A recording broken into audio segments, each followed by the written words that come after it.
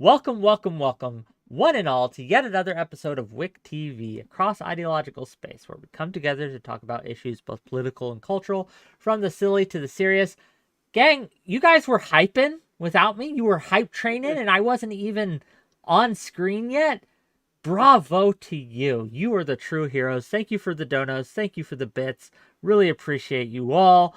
Yeah, thanks for coming, and I hope you guys enjoy the conversation. We are going to be talking today about the decline of Pax Americana. What is that? America as a world power, a world leader and influencer on the stage, both militarily and politically. In recent years, some have said that this is waning, that we, the American hegemony, are on the decline. Is that true? Are we actually less influential today than we were 20 years ago? Or is it simply cope?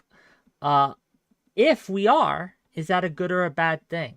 We have fires springing up across the globe, from the Israel-Palestinian conflict to the Ukraine-Russia war, threats of China and Taiwan and other conflicts have all popped up in the last year to 2 years. Is this just a sign of things to come? I've gathered a team, specialists, to talk about this today. And by specialists, I mean people who said yes to my invite. So with that, we're going to get into it. I'll let all these people introduce themselves, give a brief opening statement, and then we'll get into it. We're going to start with first-time guest on my show, 𝕾𝖍𝖎𝖙. Is that how you like to be called, or Yep. you want Hex? 𝕾𝖍𝖎𝖙 sounds fine. 𝕾𝖍𝖎𝖙. Go Yes, ahead. indeed. So I'm 𝕾𝖍𝖎𝖙. I have a presence on Twitter. Way back in the day, I think I used to stream Dark Souls on Twitch like a couple years ago. I've never really been on one of these before. I think like like way back in the day, I think I hopped on one of Prime's panels. But yeah, and I'm not streaming right now either. So I'm just doing this for the love of the game, basically. On a personal level, I have some background in international relations, educationally and professionally.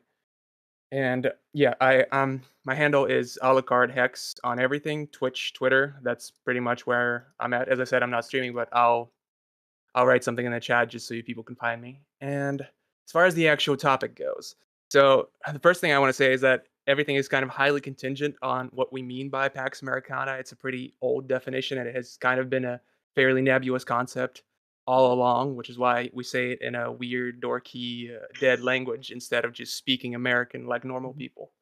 But I guess I'll try to get at it as best I can. So, question number one is the Pax Americana in decline? I think the evidence in favor of that is actually quite scarce, because while we do have, a couple relatively big conflicts going on, America is not actually a participant in either of those, and we sort of have not had the chance to witness America, struggling for ourselves yet. And if in the military dimension, and if we look at the diplomatic and economic dimension, I would actually argue that there are examples that serve as evidence that the Pax Americana is actually strengthening, because we have NATO expansion, we have Biden making inroads with some people like, for example, Lula of Brazil, and just today there was some kind of new deal that was announced with Maduro in Venezuela, and for instance, we have Vietnam looking to buy American F-16. So I think we're doing pretty well on that front. Of course, there are factors that could point to the decline of Pax Americana, such as, let's say, the decline of the defense industrial base in America, or maybe Biden's lack of vision and inclination to act reactively as opposed to proactively, or maybe the American public becoming more isolationist. But I think all of those are quite insignificant. And lastly, should we cheer for it to decline? Should America sort of stop being the world's policeman? I think my answer for now is no. I think currently any potential replacement to America would be significantly and obviously worse. And honestly, even if you looked at this thing in a vacuum, I think America has been a fairly benevolent hegemon these past few years, now that we've gotten rid of some of the uh, excesses, shall we say, from, like, let's say, the global war on terror and all of the prior eras. So yeah, basically, I'm gonna be an America simp on this one. Okay, well, thank you for being here, and I'm sure we'll get into it as we go. Next up, Joe. Thanks, Rick. My name's Joe Brooks. I'm not particularly big online. I'm a stand-up comedian. Call it a hobby, but I run some nights around Stroud.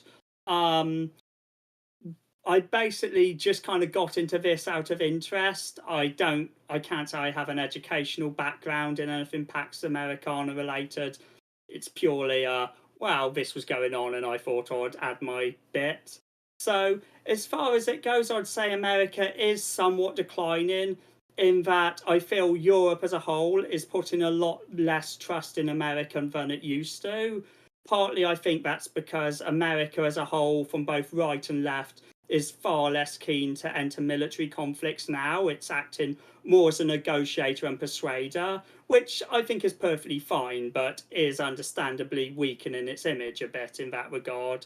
I'd also say another aspect is simply Trump, and that certain sections of the world feel a lot less comfortable with the possibility of what's going on in the Republican Party and what that could mean for America's presence and what it chooses to do versus pre-Trump. I mean, we all understand that Bush was, well, I doubt there's that many people who are hugely pro-Bush, but I do think the backlash from that era has caused a bit of a thing where nobody is really comfortable with outward aggressive militarism in the way that they maybe were previously, although I guess you could point to Vietnam as an earlier example. But that's my basic statement for now. Let's let someone else have the talk. Well, thanks for being here, and I'm sure we'll get to it as we go. Next time, another first-time guest on my show, Mooncake. What you got? Okay. Hi. Sorry, you can hear me. I'm okay, right? Just to make sure. Yes, go. Okay, perfect. Sorry, my audio is being weird. So yeah, I go by Mooncake. I'm a relatively new streamer, I would say. I just play League of Legends. I talk about political topics, and I'm a huge history buff, so I kind of talk about that as well. So basically, just to make it kind of short and sweet, I believe America is starting to feel the erosion of their global standing. The era of dominance that America has showed, in my opinion, has started to dwindle. We can see this as it pertains to America's ability to manage security and global economics. Now, that's not really to say that America is not currently like a superpower in the world. However, the question kind of is how long will that last? As we've all seen, China has emerged as a large player, especially economically through their military, and right now they're actually the world's lead manufacturing power. In addition, that we've seen with the invasion of Ukraine from Russia, there's a growing tension between the USA and China. This kind of threatens to upend the status quo, and with it, Pax Americana. And with my opinion, I'll kind of go into the fact that this is bad for all of us. I should mention that I am Canadian, so this is very bad for me. But yeah. Okay. Well, thanks for being here, and we'll get into it. Canadian or otherwise, you're welcome on my show. Okay. Speaking of welcome on my show, no matter what, Prime, go ahead. Okay. Canadians are allowed reluctantly on my show. So you can hear me well? Yeah, you're good. Okay, yeah. It's only low on your fucking server. I don't know why. But anyway, we'll move past that. Yeah, so Pax Americana. I think it is weakening. I think we have plenty of evidence to that. In fact, I think Mooncake was touching on exactly where I was going to go with this as well. We can see with the Russia-Ukrainian conflict that where America, put its foot down, saying Russia is now persona non grata, where is a pariah state, and instituting a sanctions regime against it.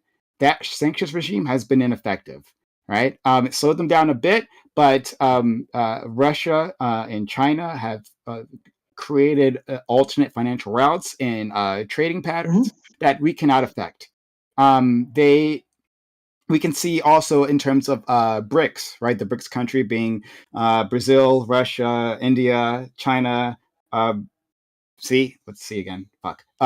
forget. And South Africa. No, that China was okay. Yeah, I got it. You'll Shut get there. up. I did say China. Okay. Shut up. But anyway, they are forming their own little union in competition to ours, right? Being the Western Alliance, specifically NATO. I think that this is inevitable when America has been such a poor steward of the global economy, about the global order. It could have been worse, which would be the argument from like the pro side, right? Like we could have had a more dictatorial overseer. But I feel that we haven't been as equitable as we needed to be. And in recent times, we have shown that our country itself is not functioning in terms of our political processes. And so why wouldn't people doubt us? Why wouldn't Europe decide not to rely on us, as Joe very helpfully pointed out? So, yeah, I'll leave it there. Okay, thanks for being here. We'll get into it as we go. And last but certainly not least, Socrates, go ahead. Hello, everybody. If you don't know me, I'm Socrates here at 𝕵𝖎𝖙 I'm a scientist, but I love philosophy, politics, history. So this is pure passion for me. So on the topic of Pax Americana, I guess I'd like to clarify, maybe it's something we can do early into the debate, exactly what we're talking about in terms of, like, if we exert soft power, if we're having kind of a leading role in how other countries might be aiding Ukraine, but we're not having boots on the ground. Is that Pax Americana, or is that not Pax Americana? Is it really only if we're actually going in, shock and awe, blowing up all of Iraq in 4 days? So that's something I'd like to clarify.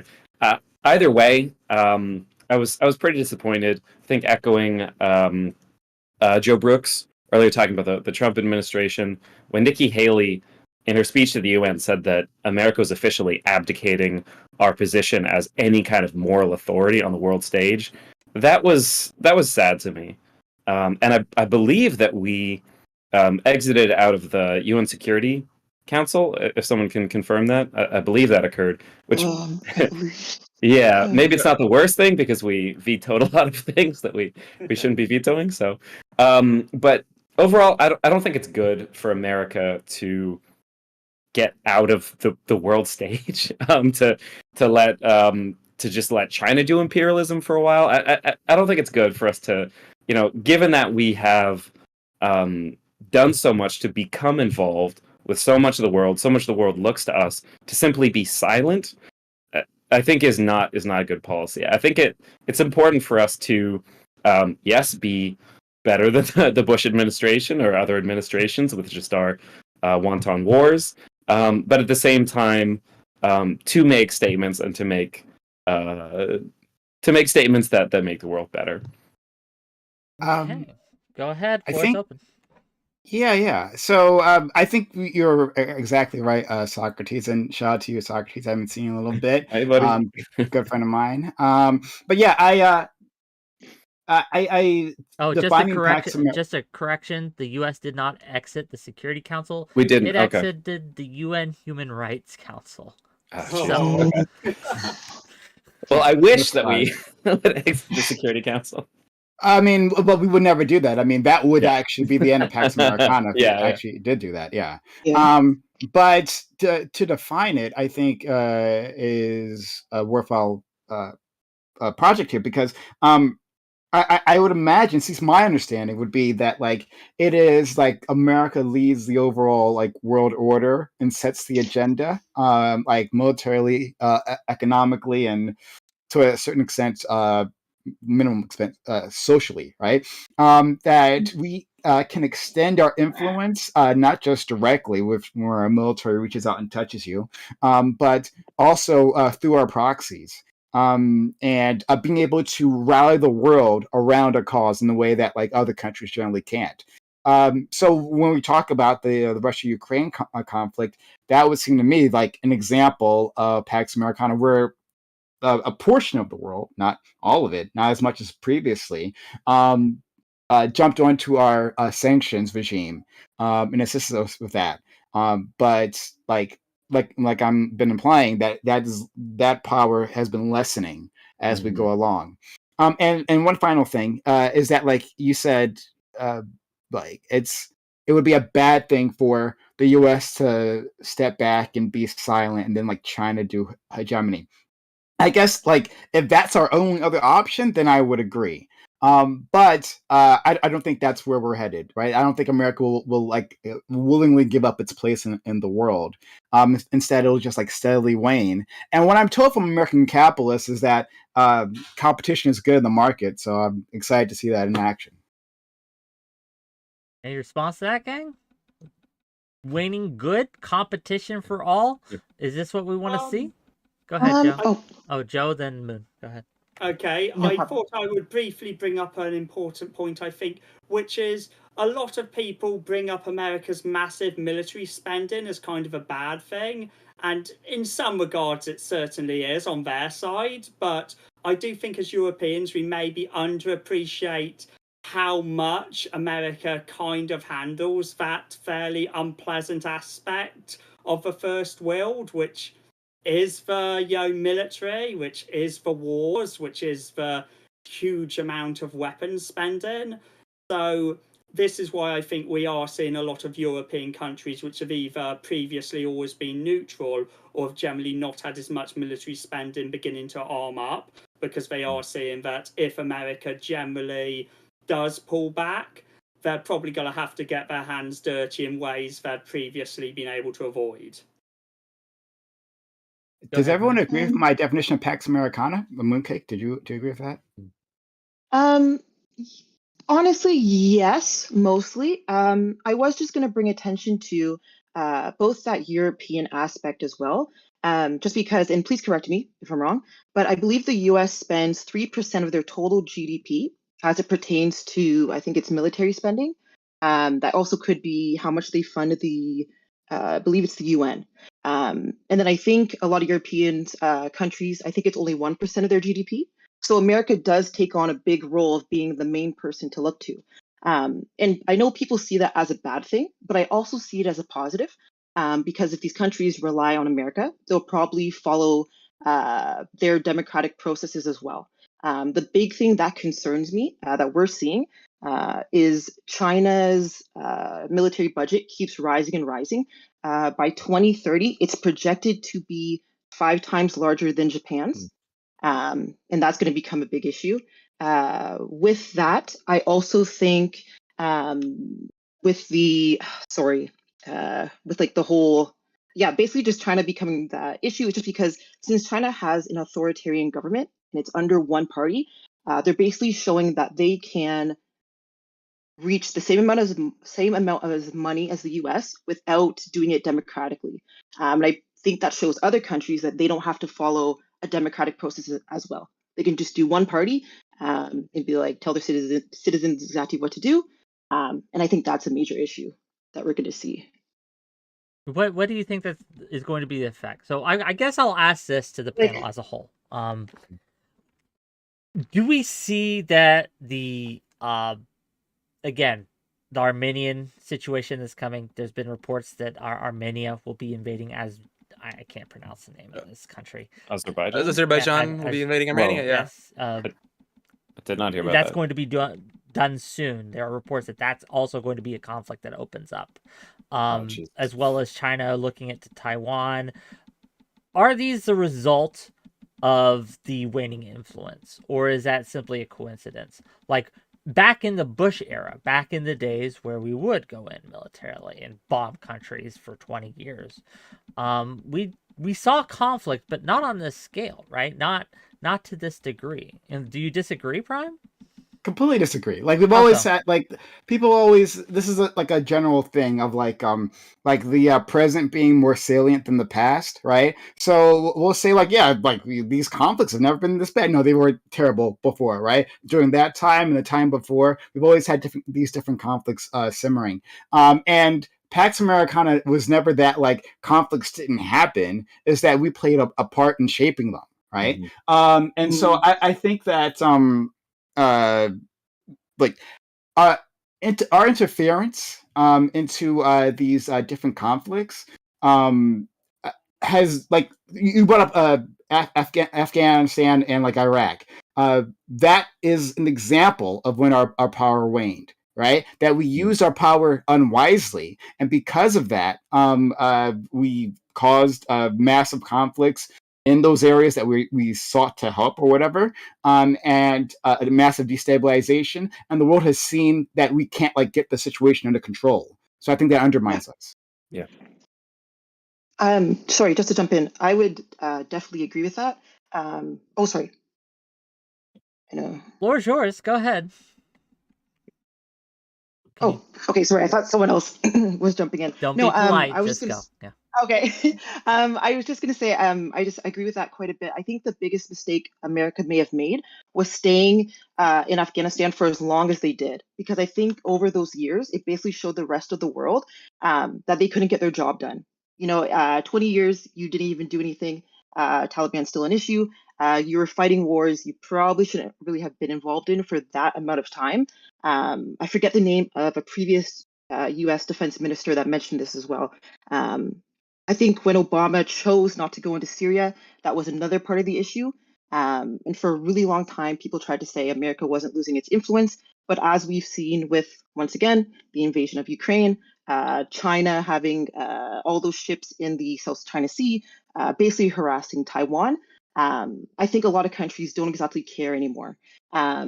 America was this big leader after 1945. That's when we had the quote unquote international peace. People looked to America for the answers, the help, but people aren't doing that anymore, or I should say countries aren't doing that anymore. We're starting to see them do things on their own. Did Obama have gone into Syria in 2000? Yeah, that was my question. But because Mooncake, like, I would at some point in time I would have said the same thing, right? But I also jumped on the Libya bandwagon. I said, like, well, yeah, these people are going to, Muammar Gaddafi was going to slaughter these individuals, and so America has to step in, and that was an incredible ongoing moving disaster. So, like, should we have directly jumped into Syria? I don't know. Okay. Mind if I just jump in here for a sec? Yeah. Okay, on conflict, I think, yes, we are generally not as bad as we've been in the past, although I would say the Russia-Ukraine thing is something shockingly new. But yes, I believe otherwise it's safe to say we aren't in some terrible hell place. It's sort of business as usual. When it comes to Syria and Libya, I'm not going to give a stance because I don't think I'm qualified to. I'm not sure. But what I do think we have, and I think what sort of came from Iraq and Afghanistan, is a kind of cynicism where we understandably just see these images, like if you've been following the Palestinian and Israel stuff, like on my timeline on Twitter, I've already seen a picture of someone urinating on two naked bodies. And we just see all this stuff, aren't actually sure where to side. Everything seems awful. And we kind of go, oh dear, what do we do? Oh dear.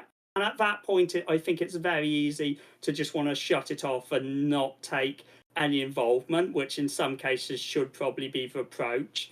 But I do think when you go for this pacifist approach, you ultimately do end up siding with whoever the more powerful winning side is. And well, I don't want to say that means it's always the wrong one. I just want to sort of acknowledge that you won't get criticized for not intervening in a way you will for intervening when it goes badly. Yeah, I think there's something to be said about there's both the capacity to act and have people follow you, and the will for your people to do that, and also the kind of like reflex to do that. So I'm glad that the American reflex to war has waned. I'm not glad that our capacity to influence and have people follow has waned, or that it waned because of us simply. So the fact that it was unfeasible for us to go into Syria because we were still in Afghanistan, and because we'd looked so bad in Afghanistan for so long, that's like the worst reason. I would love for America to become more moral, but also to be able to act. Yeah. I think, first I want to see if 𝕖𝖓 had something to say. I don't know if you're raising your hand. You got to use your alpha hand, gang. All right. Like this. All right, let's go. This, like, here's a finger that I can barely see. It's not going to cut it. Yeah, I don't want to be too aggressive. You know what I mean? not like Be America. aggressive. You know what I'm Okay. saying? Yeah. So go on.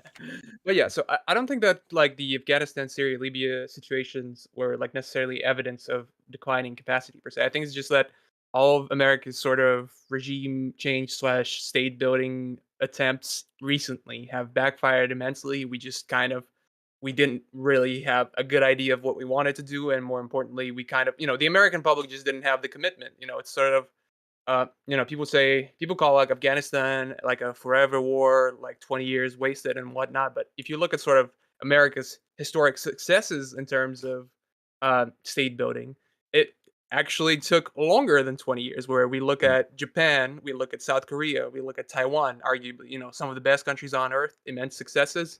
Those took like 40 years each, more or less. So it's actually just kind of, I think, as I said, number one is that the issue is that, like we just, for instance, in Iraq, they just had some very bad ideas, and they broadly did not know how to rebuild Iraq. But it's also that the American public just isn't really willing to let that slide anymore. They don't want American soldiers to be deployed somewhere for 50 years straight in sort of significant quantities.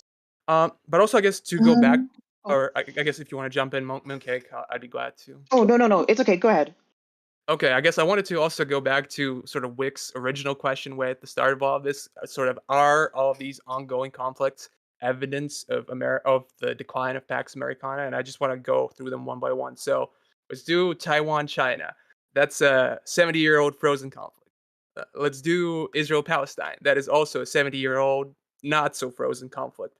Then we can go to Armenia, Azerbaijan. That's a frozen conflict from the 90s. And that one is, I think, pretty obviously occurring not because of the decline of Pax Americana, but because Russia chose to destroy itself in Ukraine. And then Ukraine-Russia, that is sort of the only not truly novel conflict, because we haven't had anything this big going on in Europe since World War II, really. Obviously, the fall of Yugoslavia was a little weird, but it wasn't like this. But even that one, so if we look at the way it has gone, America has only gained from it in relative terms, because once again, Russia's military is is a complete wreck now. Literally, they've wiped out their land forces. I mean, yeah, pretty significantly. So that's kind of my opinion on why I don't think these conflicts in particular are evidence of the decline of the Pax Americana. Yeah, I'll ask you directly then. Do you think that if an outbreak that we morally should and are currently capable of intervening in occurs, right? Do you think the American public would support it at this point? Because I worry, right, that after Afghanistan, after Iraq, that we've kind of done this overcorrection where we saw the failures of those policies and we thought, whoa, that was really bad. And so we have become too gun shy about maybe being willing to get involved in things that we absolutely should get involved. We have a current sizable sector of one of the parties in America who wants to just stop funding Ukraine entirely, right? Mm-hmm. We have these groups who are becoming more and more isolationist, and they'll point to Iraq, they'll point to Afghanistan, they'll point to these failed policies and these failed wars and say, see, this is what happens. But I worry, my concern is that is going to make us kind of, like you talked about, reflex.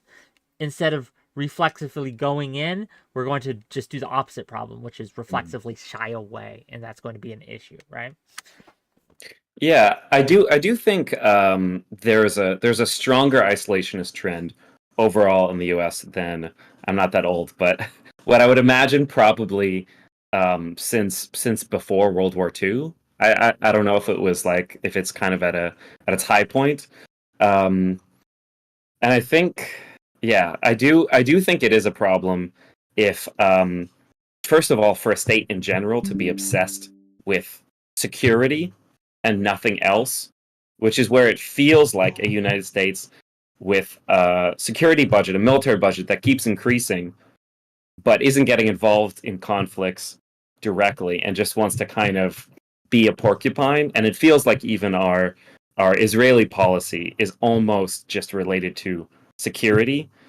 Obviously, we weren't going to get involved boots on the ground in Ukraine because they're fighting Russia, and we don't want to be actually shooting at Russian tanks because that could spark something big. So I don't know if we can judge too much based on that. Yeah. Sorry. Well, just to kind of go off of that, when it comes to the budget of the US, and once again, as I live in Canada, it's also very important to me because we do have to, in a way, appreciate the spending of the US. I do understand that it is costly. They spend the most out of any, honestly, country on this planet.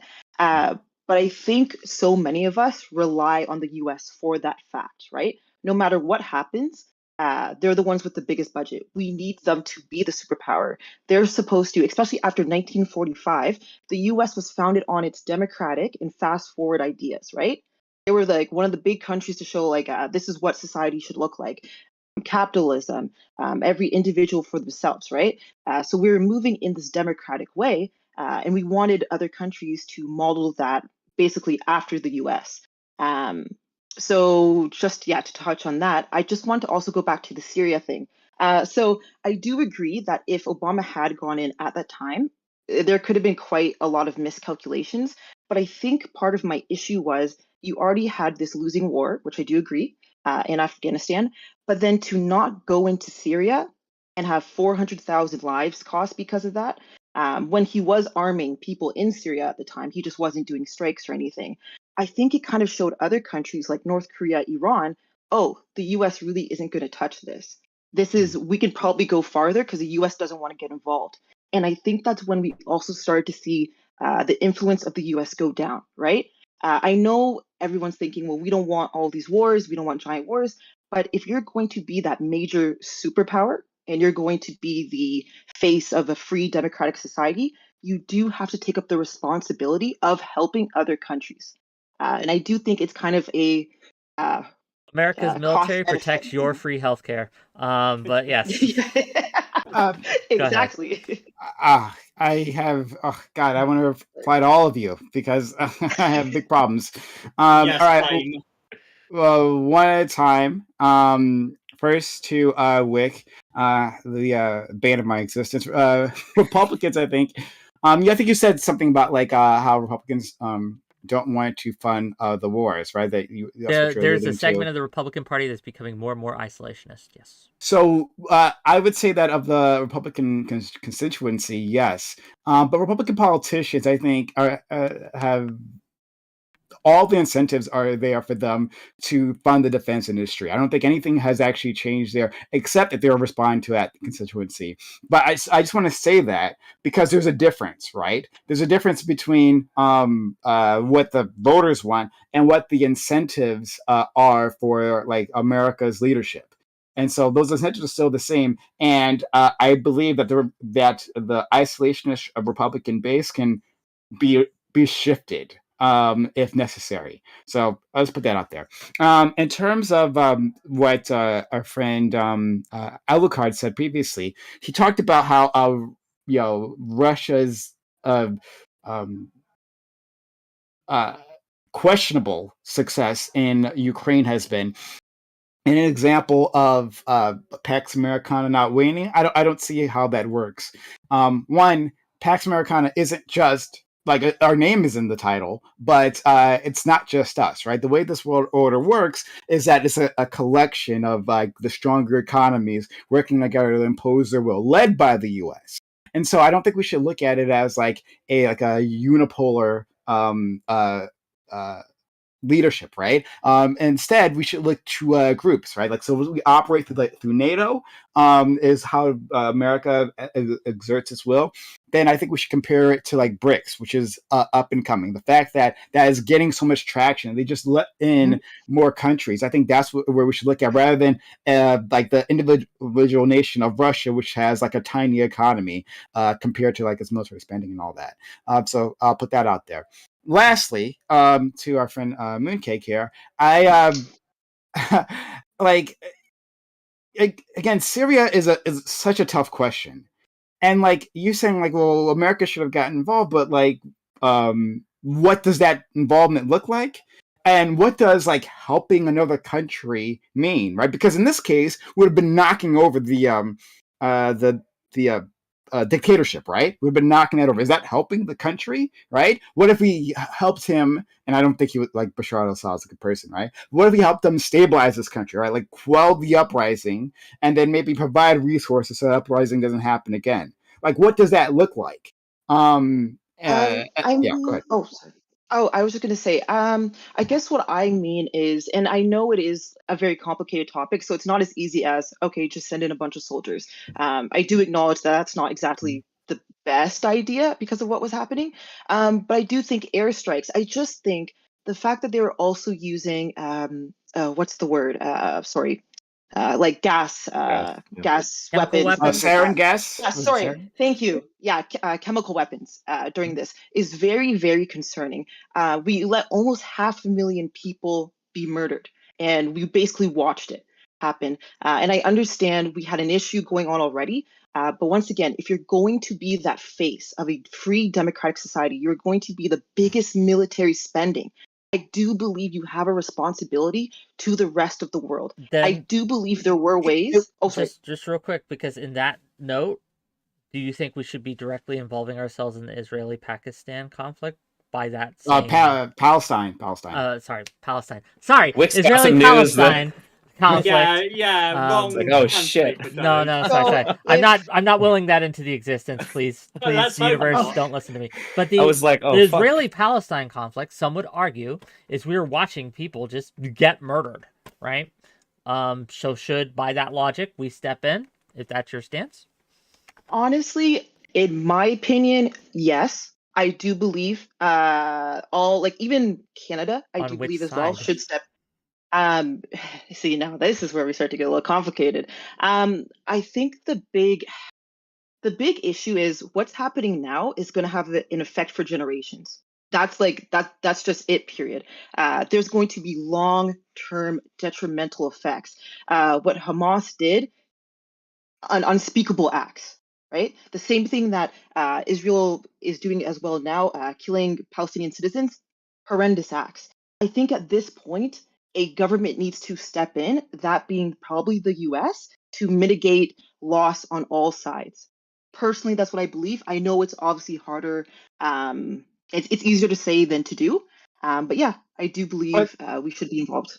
But this is the example of like why I disagree with your description before that America Yeah. is like the face of like a free democratic society. That like that's what it represents to the world. I mean, I think maybe in some people's minds, yeah, but how it has actually acted has not been on the side of democracy. No, we will work with any autocracy. In fact, we prefer those autocracies if they get on the bandwagon of American capitalism. Like that's the thing. That's how we Yeah, operate. but And if so we're being honest, No, Well- don't let well, him talk over you. Go ahead, tell him. No, If we're okay, being okay, honest, Guzman. if Okay, we're go ahead. being honest, if we're being completely real, the US has presented itself as the face of democracy. What's the American dream? Everybody wants to go to the US, they want to make some money. You can come here and do this, right? That's a You're myth. free, you can vote. No, let's be real. You That's guys a have myth. billionaires, tons of no, that's not a myth. If A I went billion- to the US, today and I actually want to start a business you can do it. You have a free society. Hold on. Yes. Hold on. You can do Some that in of the Canada best too. But you doctors- can do no, that. but You can do that in Canada no, too. And yes, billionaires. yes. But you mentioned billionaires as if that's a measure of American freedom. Absolutely not. That's like the opposite of it what that is. is. And no, No, it's not. but it No, it's also not. is, 'cause And that's capitalism- part of the myth making. That's part of the myth making Oh my because gosh. because American capitalism, part of how it works is the myth that you can become a billionaire. That anyone with a little enough grit But and you moxie can can. become a. No, But you can't. can. That's foundationally wrong. That's absolutely So you're- foundationally wrong. I can so argue you're that later. telling I'm me- taking up too much time, Oh, but like that's okay. foundationally wrong. Okay, fine. I'm sorry, guys. You can't become a billionaire. You can maybe become a millionaire, but you still get a choice. If you go to the US, if you go to Canada, you go to a European country, you have more rights than a lot of other countries on this planet. That's and a you have to separate acknowledge conversation. Why? That's a separate conversation. Don't I'm mix those talk- two up. Don't mix those two together, right? Because what you're talking about is one is the economic possibilities, right? Like how far can you reach? How far above your starting socioeconomic class can you reach? That's one thing. Separately is the amount of rights that you have, right? And yes, What's your definition? I'm sorry. What's your definition of a free democratic society? a free democratic Who's society. the face, in your opinion? I'm sorry. Would you say Who's the here? face of a free democratic? If not the U.S., Yeah, then yeah. who is the face? Then who is? I don't know if Maybe okay. Germany. Yeah, either Germany or fucking Norway, Finland, I guess, whatever, right? But like they're not in the position to like run hegemony, right? Like I think a free democratic, it's less of what's happening in the U.S. I think it's certainly part of it. But like I'm saying that the way the U.S. operates its foreign policy is not in favor of democracy. So you can make all the arguments you want, how America is some shining city on the hill, right? I think it's filled with a lot of garbage. But you can make that argument if you like. But the way we've actually operated within the international stage says otherwise. So here's the problem that I have with this like discourse is that we can look at everything negative America has done bad. That's not a problem. We can talk about what they messed up with foreign policy. We can talk about wars that maybe they shouldn't have been in. But at the end of the day, America is literally one of the freest countries on this planet. You cannot deny that. They are the shining star, what you would look at as a free That's democracy. not what I'm Why do talking we about, say though. Let her finish. what Let I'm her saying is finish, that and you can they're reply. the Yeah, go ahead. face. They're the face of liberal ideas, forward thinking. If you're gay, you can get married here. So what I'm just saying is, The if you are face of the going to myth. be this a myth, The America face of has the done myth. amazing things. The idea that you can't even say America has done good things is insane to me. Hold on. This is why you have the rise You of are populism in America. you're confusing things. You're confusing things again. I didn't say that you can't do great things in America. Did I say that? No. Right? Like you have freedoms in America, right? I acknowledged that previously. Absolutely you do, right? You can comparatively to other places, you got a lot of freedoms. But what I'm talking about is because this conversation isn't one about foreign policy, essentially, right? And America's place within the world and how America operates to the rest of the world. Now, we have built through our culture, right, through our media, we have built a facade that America is like is a benevolent leader that wants what's best for everyone, right? That gives you the talking points that you're spouting at me right now. However, when we actually operate, like we have no problem facilitating massacres and coups, right? And undermining those very democratic societies that you think that we are the face of, right? When there are democratic uprisings, right? In other countries, America will fund the coup to annihilate that. Like we saw that in, where is it? Iran, we saw that in, right? We knocked off those leaders. If we were that face, right, of that democratic society, like which people believe we are, if we were that, we would encourage them and say, yes, we should be able to help your own economy. You should be able to use the resources for yourself. But then we're still going to integrate you within the world economic system for everyone's benefit. We didn't do that. We did it for our benefit. We knocked them over because we want to put our person in place. I'll let Moon respond, but then we're gonna get 𝕬𝖘 in, Joe in, and if Socrates wants. So Moon respond, and then we'll open it up a little bit. So sorry, that's a lot to think about and respond to because I don't disagree with a multitude of your points. I guess it's in a way, I guess we may have to end up agreeing to disagree only because personally, even with the issues America has had, the crimes, which I will admit they have committed, I still believe they are the face, the ideal of a proper democratic society. And once again, if you're going to be that, a superpower, which America is, even with everything they've done, they should get involved in these things. And that's kind of just where I stand. Can I just really quickly jump the queue to say that maybe given that America has created this facade, we have a duty both to not destroy or allow that facade to decay, but also to embody that. So we need to become the real America that we have always said we were. But that facade is worth saying this is something to strive for. Maybe that's a point of agreement. 𝕬𝖘, go ahead. Yeah, so I guess I take Prime's point and sort of, and that's something that I mentioned in my intro statement. I do agree that America used to engage in some very sus behavior in the past. So, for instance, he brings up the Iran coup. That was in When did it stop? 1953. Out of curiosity, what was When the did it? year that America stopped being sus? I would say. When Uh, Obama got elected, no, not no, no, when he no. got the Nobel I'm Peace not. Prize. I'm not rocking with Obama that much. Maybe I don't know. Might have been when Trump got elected. To be Yeah. honest, Okay. Fair enough. maybe a little bit later. I think so. As I've said before, like we've dropped some of the kind of most excessive foreign policy tools that we've used in the past. We don't really coup people anymore. Especially, we don't coup democracies in favor of like strongman autocrats. I think. I mean, if if there is an example that I'm forgetting about, feel free to point it out. But I don't think that's the case anymore.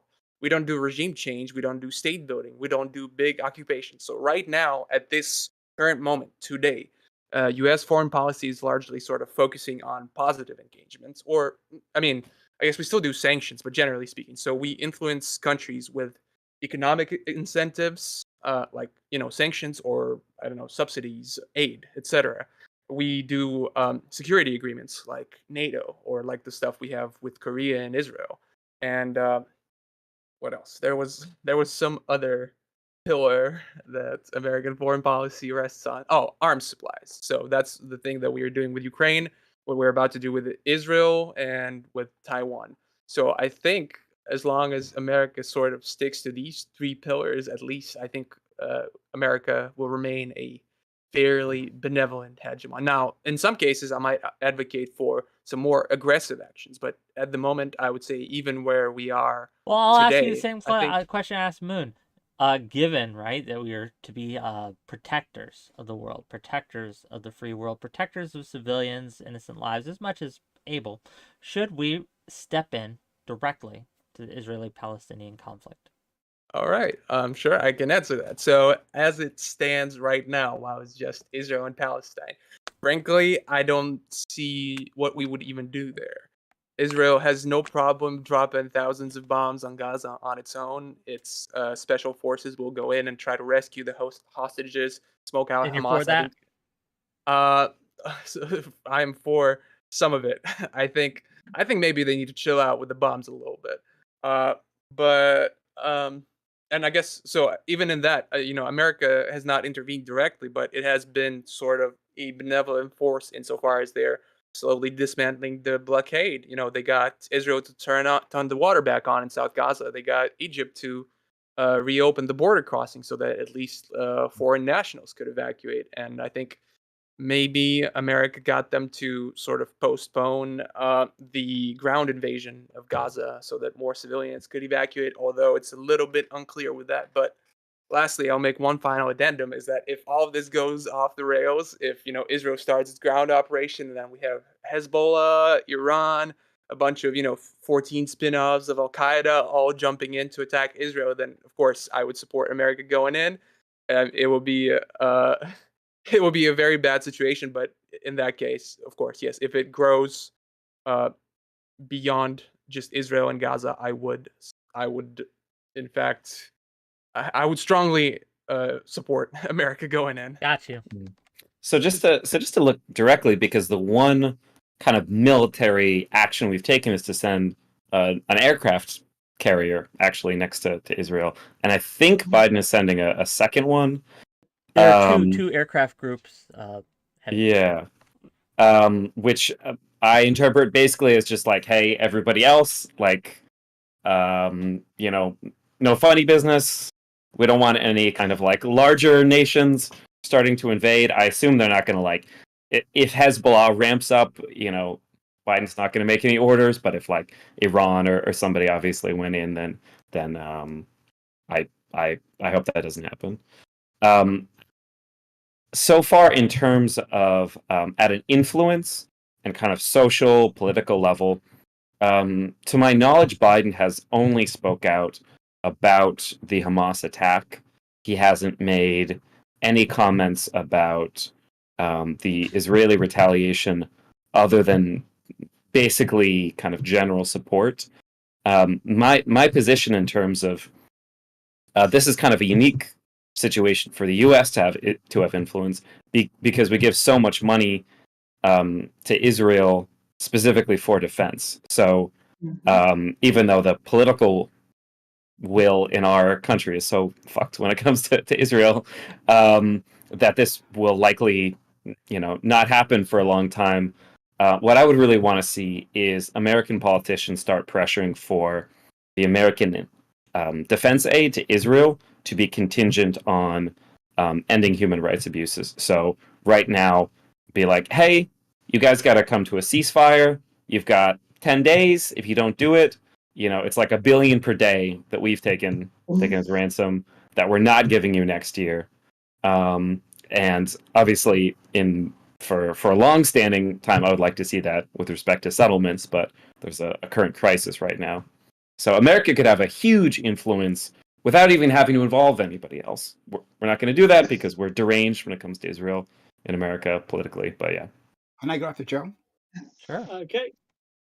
Okay, well, I think we've kind of moved a bit past the point Moon and Prime were shouting about, but it is nice to see some fire. It took a while for the debate to get as nasty as it did on the porn panel you held. I'll say that, although I want to point out that the porn panel got to bringing up the Holocaust way sooner. But to get back to... Unironically true, but go on. Yes, but I thought I'd bring up that to me, I feel like America kind of became a world leader sort of basically after World War II when it came down to East and West America versus Russia. And what I feel happened there is America made all these alliances with basically any country which would oppose communism strongly. And that's, I feel like, setting out all these alliances, whether you view it all as good or bad, the end result was once communism basically fell apart. I mean, you can debate China as it is now, but what we think of as the Russian power back then, fall of the Berlin Wall, all that stuff, you had all these different alliances America was in, which was purely kind of there to oppose communist power. And now America has all these connections with these different ideologies with very little consistency or allegiance to each other. And with its increased military involvement, I feel this is why we have, to a degree, all this cynicism, because we see the US protecting certain nations and not protecting others. And to a degree, it's really because they have already built this alliance. But it's very hard to see it as sort of a moral, logical reason. Is that bad? So when we talk about I see you, Prime, but I want to address this real quick. Like when we talk about like the world being a world leader and being a world protector, I don't think that means protect every nation. There's some nations that don't deserve protection, right? Like there's some nations who are like, for example, do we think we should protect Russia from Ukraine right now? Right? Well, should we protect Russia from Ukraine? Probably not. Hell no, brother. Right? Probably not. Okay. There are some nations should we protect China from the Uyghurs? Probably not. Right? Probably not. There again, we can forbid human rights abuses. So if a country does cross certain lines, such as targeting civilians and things like that, we can step in then to protect the civilians. But there are some nations, right, that again, it's okay to be an enemy with this nation. Right? It's okay. It's probably good, in fact, that we're enemies with nations like Russia. That's probably a good thing. So yeah, that's just my thought here. You can respond, and I want Prime to go. Yeah, sure. I'll just briefly respond to that. Is that I wasn't really talking about America being against Russia or China. I mean, those are kind of original communist powers, although you can debate where they are right now when it comes to how they run things. I was thinking more to make a really obvious example, something like Nam or something like that. You know, when it's purely to oppose a communist force. There's a lot of different countries which oppose communism. A capitalist country isn't inherently going to be democratic because it becomes capitalist. Now, I would favour that over straight out communism, but it's not that straightforward. And when you build a lot of alliances, it gets messy when your main enemy, e.g. communism, kind of drops out. Gotcha. Go ahead, Prime. Yeah, so I want to respond to our friend 𝕾𝖎𝖙. So you you were implying that America has somehow changed the way it operates in the world, and I heavily disagree. Haiti is a perfect example of this. Haiti has long had American, like from its founding, been a victim of American interference. And in terms of like straight up coups, right, and theft, right. There's that one time where America like invaded Haiti and then took all its gold for safekeeping, right? That was very helpful of them. Haiti, who recently, you remember, like had a president assassinated through interesting means. But like I believe it was the president before that one, right? There was an election, and that election process was specifically interfered with by America, by Hillary Clinton, through the State Department. She called them up, right? And she let the like this presidential committee that was going through like this administrative process know that if America's preferred candidate was not let in, that there's a possibility of an invasion, right? She threatened them, and then that guy, the preferred candidate, ended up winning. And from there, and now there's going to be another American interference into, or not American, but like world interference, military interference into Haiti to quell the violence, right? And you can argue whether that's a good thing or a bad thing. Then there's Brazil.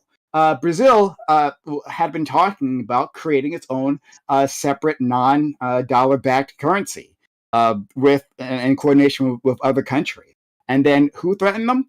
Obama threatened them. Obama let him know, right? He talked to Lula, right, the president at the time. He talked to Lula and let him know, like, there would be consequences if Brazil went down this path. And then we could talk about Afghanistan for the most current example. Look, we lost that war. We left. The Taliban's in charge.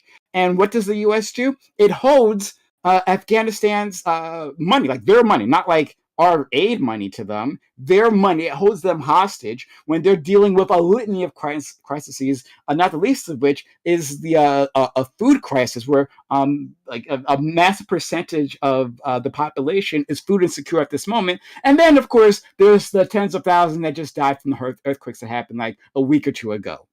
But this is how America operates. The American earthquakes, right? The American earthquakes, yes. They died. Those are Chinese earthquakes. Those are Chinese. But yeah, so I just wanted, like, this, I don't think anything has actually changed. But yeah, you can respond. Well, wouldn't that be an argument that Pax Americana has not waned? We are still continuing to influence, and because as I understand it, BRICS did not develop that alternative currency. As I understand it, Haiti did elect the preferred candidate. As I understand it, right, like, we are able to just hold Afghanistan's money. Like, isn't this simply evidence that we may not be using direct military intervention now, but we're just saying no to certain things? We're vetoing certain things. Can you clarify the question? Is the question that Pax Americana has no effect on the world, or is that it has a waning effect on the world? Because I was under the impression that we were talking about a waning effect. Okay, well then we could talk. Yeah. Then all those previous examples I gave are examples of it waning, but that doesn't mean it has no effect on the world. Okay. Any other should I guess, you can respond if back? you'd like. Yeah, you guys are also... Hold on, before you do. Okay, let's cut this shit out right now. You're like, should I respond? Is it my turn to... Fuck that shit. Just go in there, throw some bows, get blood. Like, don't let Prime intimidate you. Don't let Socrates intimidate you. Just run him over. If you get too much, I will pull you back. And I have the mute power, so I can do that, right? But don't let other people just like bull you over. Like, maybe I should go. You guys are all too nice. No, don't do that shit. Okay. You guys are all too nice. Yeah. Just because people always take turns on Prime's panels doesn't mean you have to do it here. All right. So okay, I'll go into it. So I think the Afghanistan and Brazil examples that you mentioned, I think those sound like sanctions, which was a part of my list, and I would say that it's fine for America. Brazil wasn't a sanction. Were we threatening to invade Brazil? He said, well, from my understanding, this is what Lula related, right?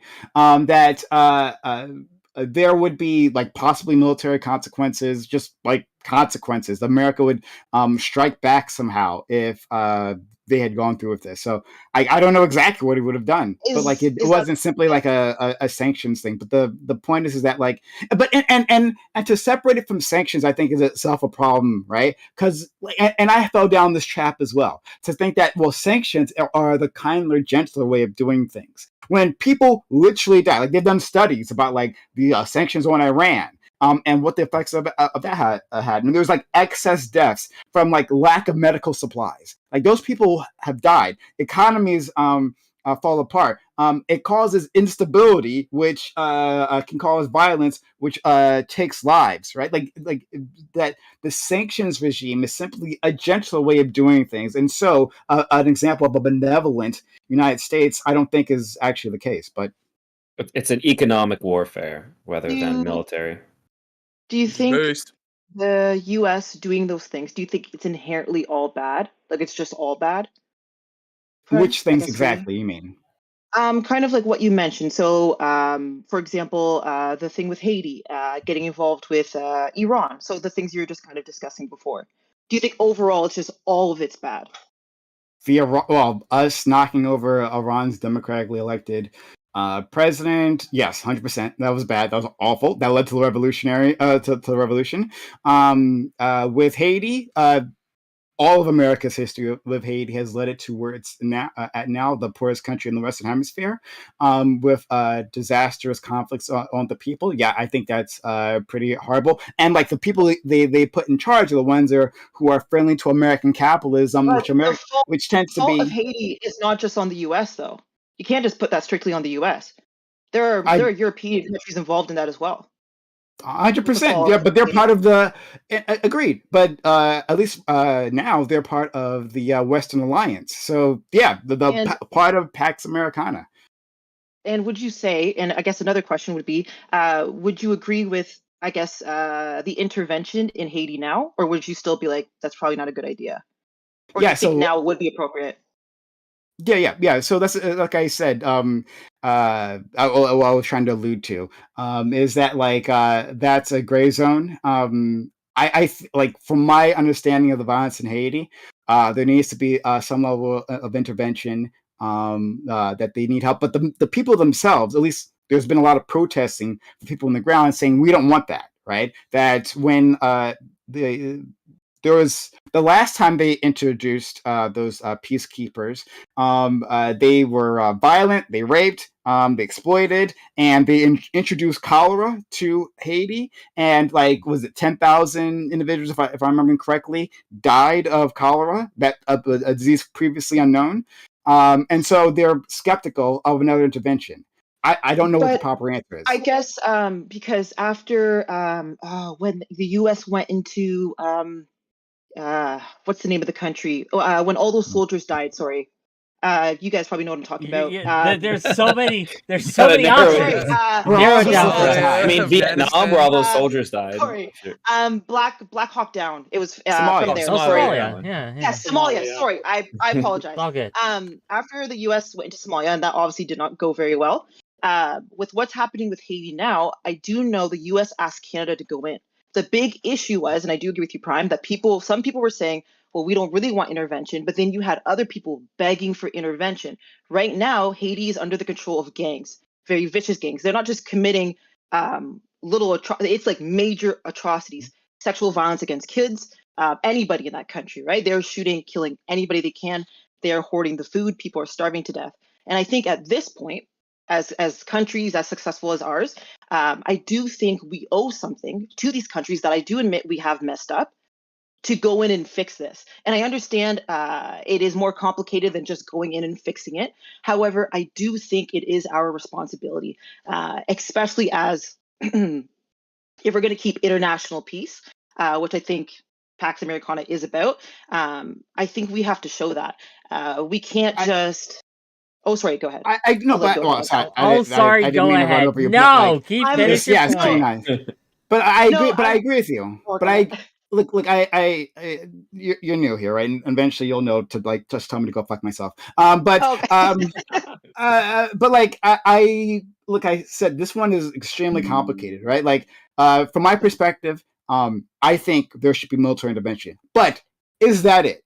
Is that all we have to offer? right? So like you can say that at this moment there is like anarchy, like the state does not have control of its territory, and I think that's the case in large swaths of the country, and that we need like just armed force to reestablish that. But what happens afterwards? What does Pax Americana decide that, okay, we're gonna do things differently? We're going to inject resources into this nation. We're going to like they said after the earthquake, that big earthquake that happened years ago, the whole bunch of countries promised a whole bunch of resources to Haiti that never fucking showed up. Let's not forget that. Just real quick, my OBS is being weird. It just cut out for a second. Refresh, gang, it's back. So yeah, if you just saw that disconnect, just refresh, gang, and it should be back by now. Oh. Okay. Do you need me to start over? No. With your spiel, yes. So people can understand you. Yeah. Okay. All right. Okay. Just assume that I'm making sense and I'm right. But I said that I think that the military intervention is probably necessary for this very moment. But what happens after? What can we provide to these people in Haiti? Right? Are we going to give resources, unlike last time during the earthquake when we didn't do that, when we lied about providing those resources, they just never materialized? Are we going to help with like the rebuilding of like their infrastructure and their civil society? There's lots of things that we can do that would be fantastic. Are we going to help them design an economy that works for the Haitian people rather than being exploited by Western economies, right? Like there's so many examples of that in Haiti. I like it would take all night to describe that. Are we going to do any of that? No. We're going to have an intervention, right? We're going to get control under, but that control will inevitably benefit someone that the Western powers agree should be in charge, right? And that an American capitalism like won't be threatened, whatever the result is. So how is that an example of a free democratic system? It's always gonna benefit somebody, no matter who it is. At this point, what we can Make it be the Haitian people. But they can't do it on their own, obviously, from what we can see today. Because if they could, they wouldn't have the issue they're having. I know, right exactly. Now. So we can do that. We can help them. So that's what I'm saying. At some point, we have to go in, get rid of obviously these major gangs, right? I know that's easier. Like you can say it, harder to do, but we need to get it done. And then we start to implement a democratic thing. We can let the Haitians take it over, but we do need a country to go in there and set it up. We do? Yeah, I already agreed with you. I already agreed with you on the military intervention. I'm saying afterwards, will we do any of that? No, we won't. All right, like gentlemen. When you say do any of folks, may I make an innovative proposition? Have you guys heard about colonialism before? No longer will we just bomb the fuck out of a place, park there for 20 years, and then throw it away like a used condom. I am advocating to make Haiti the 51st American state, all right? No longer are these people just going to be random bums that you don't care about. They are now your citizens. Let's go, baby. That would My face when Haiti becomes a state before Puerto Rico. Let's actually, I know he's saying it in kind of a meme way, but let's look at this, right? When you make a people, as Prime said, like to benefit the Haitian people, what better than being able to vote in American elections, being able to have access to American resources, being able to have access to American power and protection? As flawed as that is, it's far better than what Haiti has now. So again, let's take this seriously for a minute. Should America go even further than it has and become an expansionist kind of benevolent empire kind of thing? What do you think? Moon, hand, and Socrates. I'll just jump in quickly because I have a dumb fuck answer, which is I think the best thing about that would be seeing American politicians flying to Haiti to give speeches in broken Creole. I think that would make it all worthwhile. Please go ahead. Not all at once. I'm purposely holding back, guys. Yeah, I Oh, understand. Moon. It seemed like you were ready to go. I was just going to say, technically, because they speak French, it should be a Canadian province, but I won't delve too much into that. Canadian's already an American subsidiary. Come on, let's. Okay. You guys don't even speak real French, so what the fuck? Okay, let's just relax. It's real French. No, but kind of like with the Haiti situation, as you kind of mentioned. Sorry, I was coughing earlier. I think there's a con and a benefit to anything that we do, right? We do understand that if the U.S. does go in, they are going to expect something in return. But if any country goes in, they're probably going to expect something in return. I'm not saying it's appropriate for them to take over their entire economy, but maybe if they did want to make it a state, I mean, personally, I think that's a little crazy. I think we should give the country back to them. But I do think it's important to implement a system there. We can send over officials. My big thing is that we just can't stand by and watch, especially when the U.S. is the biggest spender when it comes to military. Why spend the money if you're not going to use it? Why spend the money if you're not going to protect democracy? And I think that is something we can think about. That? Why spend the money if you're not going to use it? That like we want to follow that like logic train. That like, okay, well, we spent the money, so we're going to use it. I'm not saying, but here's what I'm saying. I'm not saying go bomb random countries and like just do all of that. But what I'm saying is that if you see a country where there's obviously issues, there is a way to step in, mass murder, genocide.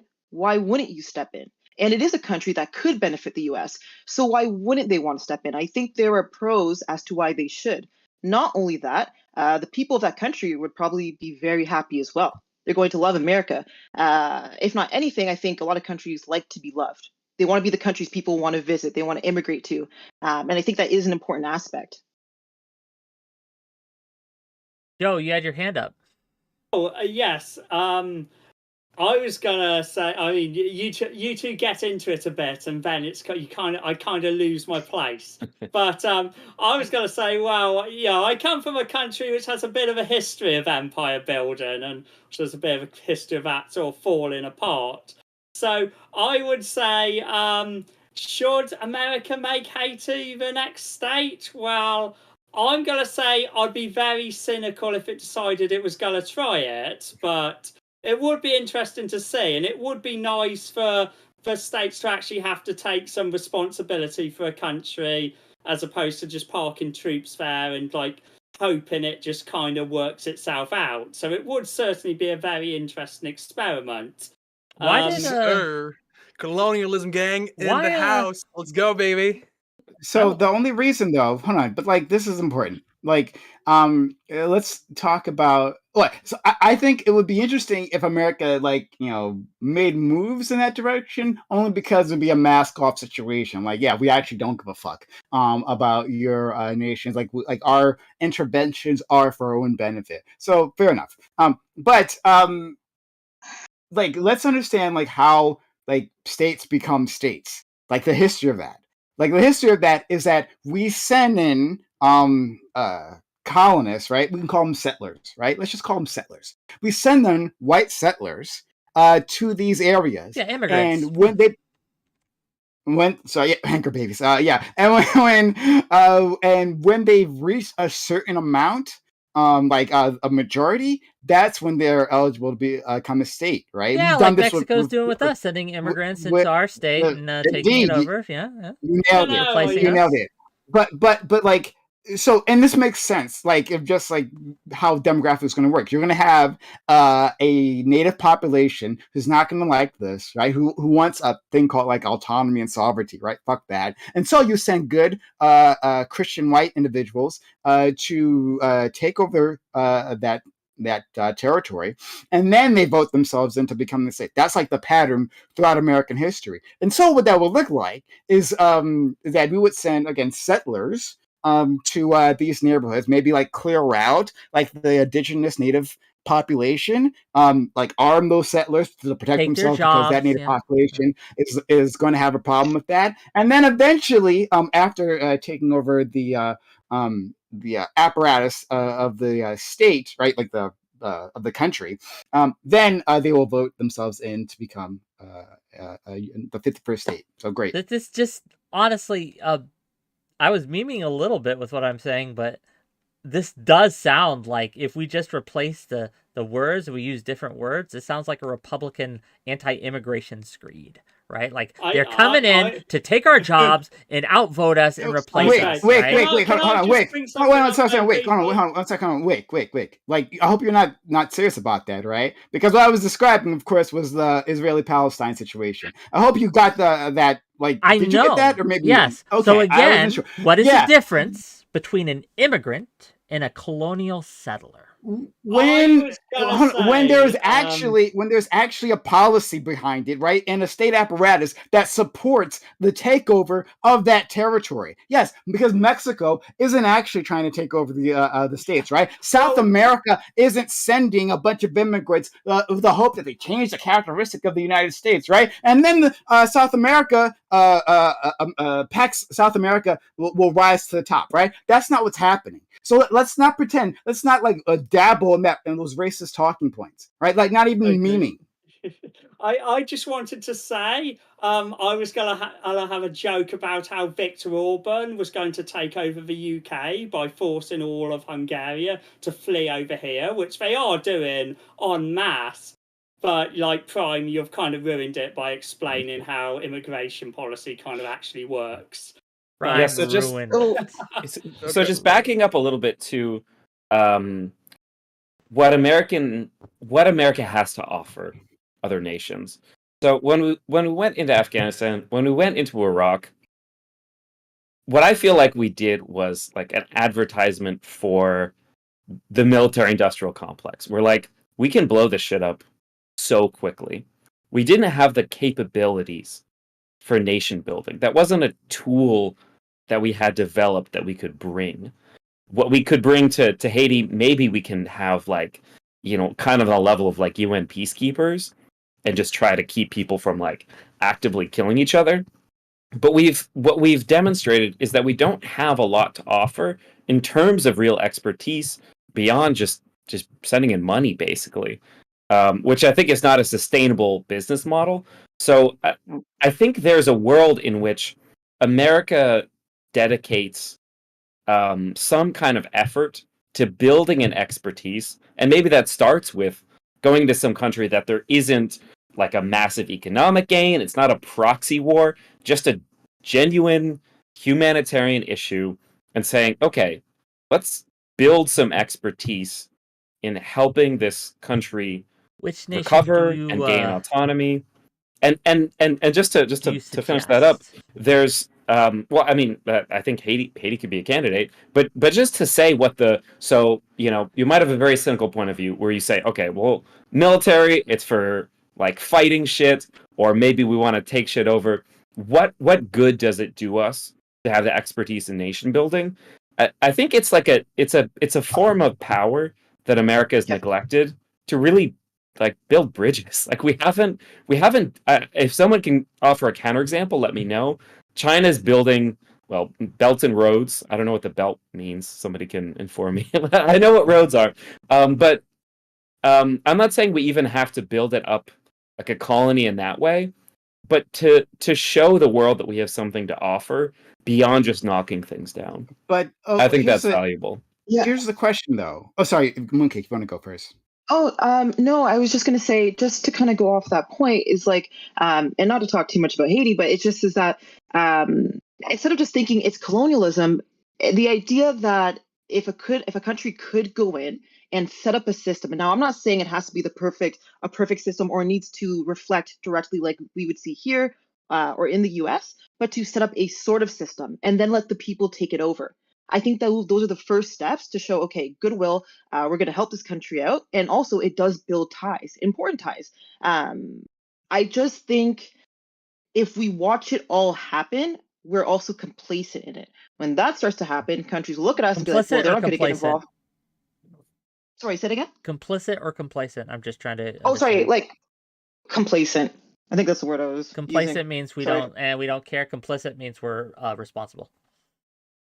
Oh, complicit then. Sorry, I used the wrong word. Good. Oh my gosh, that's embarrassing. I just wanted to clarify. No, thank you. No, but yeah, just to say that, I just think that if we continue to stand by people are going to look at us as basically, what's the word, like a lack of, I guess, a lack in power, a lack in influence. And I think we have to be very, very careful with that, especially with what we see with China and Japan. Japan's also kind of freaked out. I know they're talking to the US about buying potential nuclear weapons because of China's dominance in the South China Sea. I just think those are important things to consider. And the But US really should act these ways. Sorry, But go ahead. Mooncake, you don't have to apologize to me at all. I know, I do that all the time. Oh my gosh. I'll work You're on Canadian. You're Canadian. Oh, sorry. But like again, I have to ask, like, what does that actually mean to assist, right? Like, if the U.S. doesn't do a thing, right, then the U.S. the rest of the world will look at us as a lame duck. Maybe is what we're reaching for. I mean, And go ahead. and that's kind of why initially I had brought up the Syria situation, which I acknowledged is there are complications. It's just because a lot of countries look at us, look at you guys first, right? And then Canada. The reason I say us is just because we do everything together at this point. But yeah, a lot of countries look at the US first for everything, no matter what it is. And I think when you are a country that big and everybody is looking at you, you have to take certain actions. Because if you don't, they're going to question why you're not taking certain actions. Like I said, you have this huge budget. You have all of these bases all over the world. You should really be involved in some of these major incidents. I'm not saying all of them, but a majority of them I would understand. But here's the thing, though. Sorry, I just want to. I don't. This is like dovetails to what I wanted to say to our friend Socrates here. Right, Socrates says that we should build expertise in nation building, and like benevolent nation building, basically, right? But is that even possible? Right, so Mooncake asked us to have these interventions somehow, right? And to be clear, I'm not a isolationist, right? So maybe you might have gotten that from what I've said previously, but I'm not an isolationist. I do think America has a place in the world to do something that is helpful. But like sussing out what that is extremely important, right? We have to do that before we do anything, right? What does that actually look like? And I want to know, like the question I want to ask is it even possible for a capitalist hegemony to be a benevolent overseer, right? Because the basis of it is exploiting resources, right? And those resources include land, water, air, humans. That's the basis, and then that informs all decisions, right? As we can see, we have a democracy, but that democracy is heavily informed by the economic system that undergirds it, and our foreign policy is informed by that. And we've seen that throughout time. So, like, is it even possible? I understand what you're saying, but my big problem is if they don't do it, who will? At some point, if we're being honest, another country will help them. That country could end up being China. As we've seen, China has started making some very large moves. They are trying to connect with a lot of countries. Right now, for example, if you go to a country like Jamaica, right? Very small country, who built the highways there? China. Jamaica owes China forever. They owe them a lot of stuff. So what I'm saying is if you already have a country that big, going into these smaller countries and already doing it themselves, wouldn't we rather it be, Canada or the US? What I'm just saying is that I feel like the US should do it first because someone's going to at some point.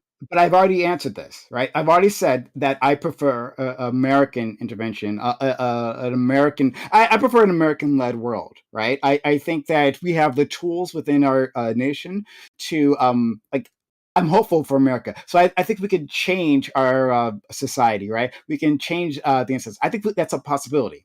But before that, we have to have this conversation, because what will happen is that there's going to be an emergency somewhere in the world. America is going to, following Mooncake's doctrine, they're going to interfere, right? They're going to step in, and their initial reflex is going to be to use military power, right? Or possibly a sanctions regime. But like, to what goal? To what outcome?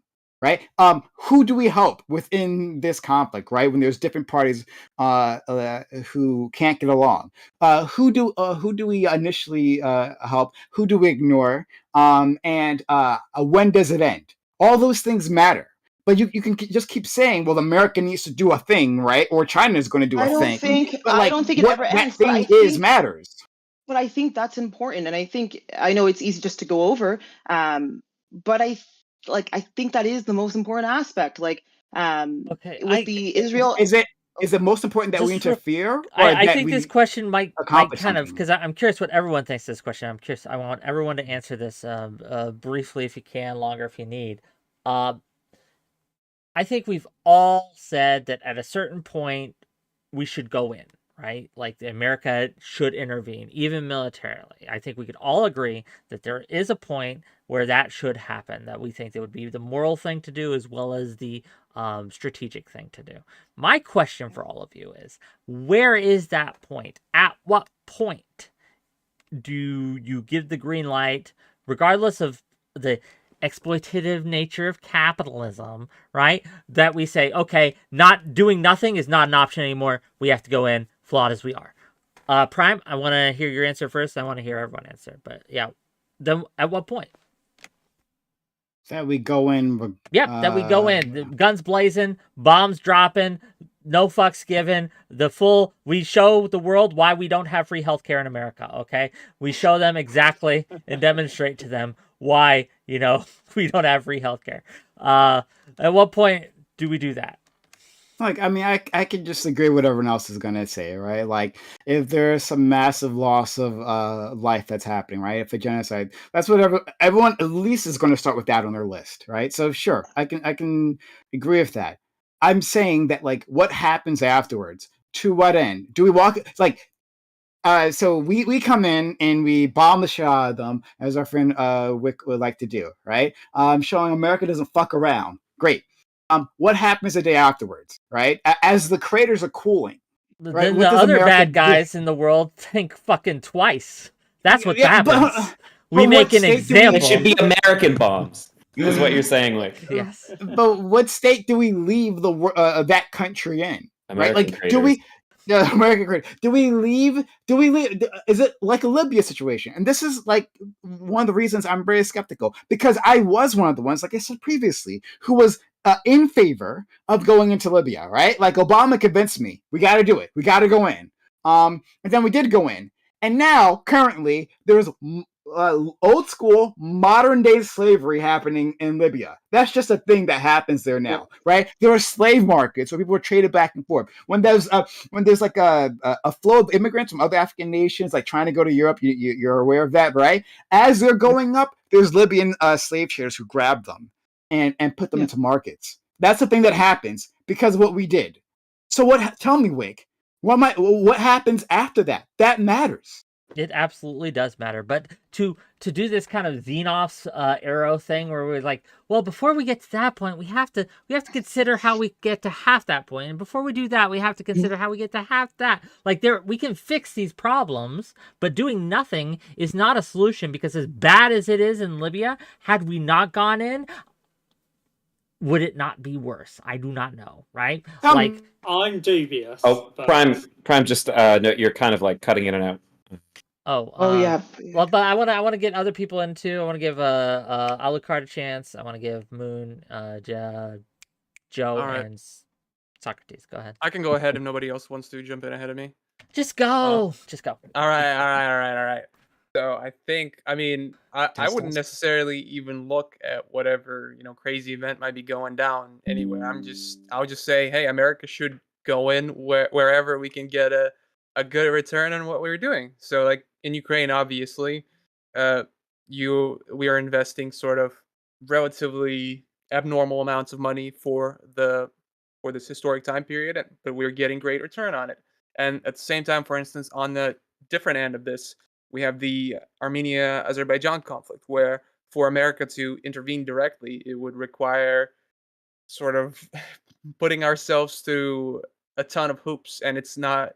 Yeah, it would just be insanely difficult, like 100 times more difficult than it is sort of as is the case in Ukraine. So I would just say look out for your own interests and not just sort of short-term interests, but kind of what how much value do you place on things like territorial integrity, sovereignty, human rights, etc. So you can look at that and decide, okay, this is what sort of my long-term vision of the world is like, and just base your strategy on that. If you don't want countries to go to war over territory anymore, when someone invades and tries to do a land grab, you bomb the fuck out of them.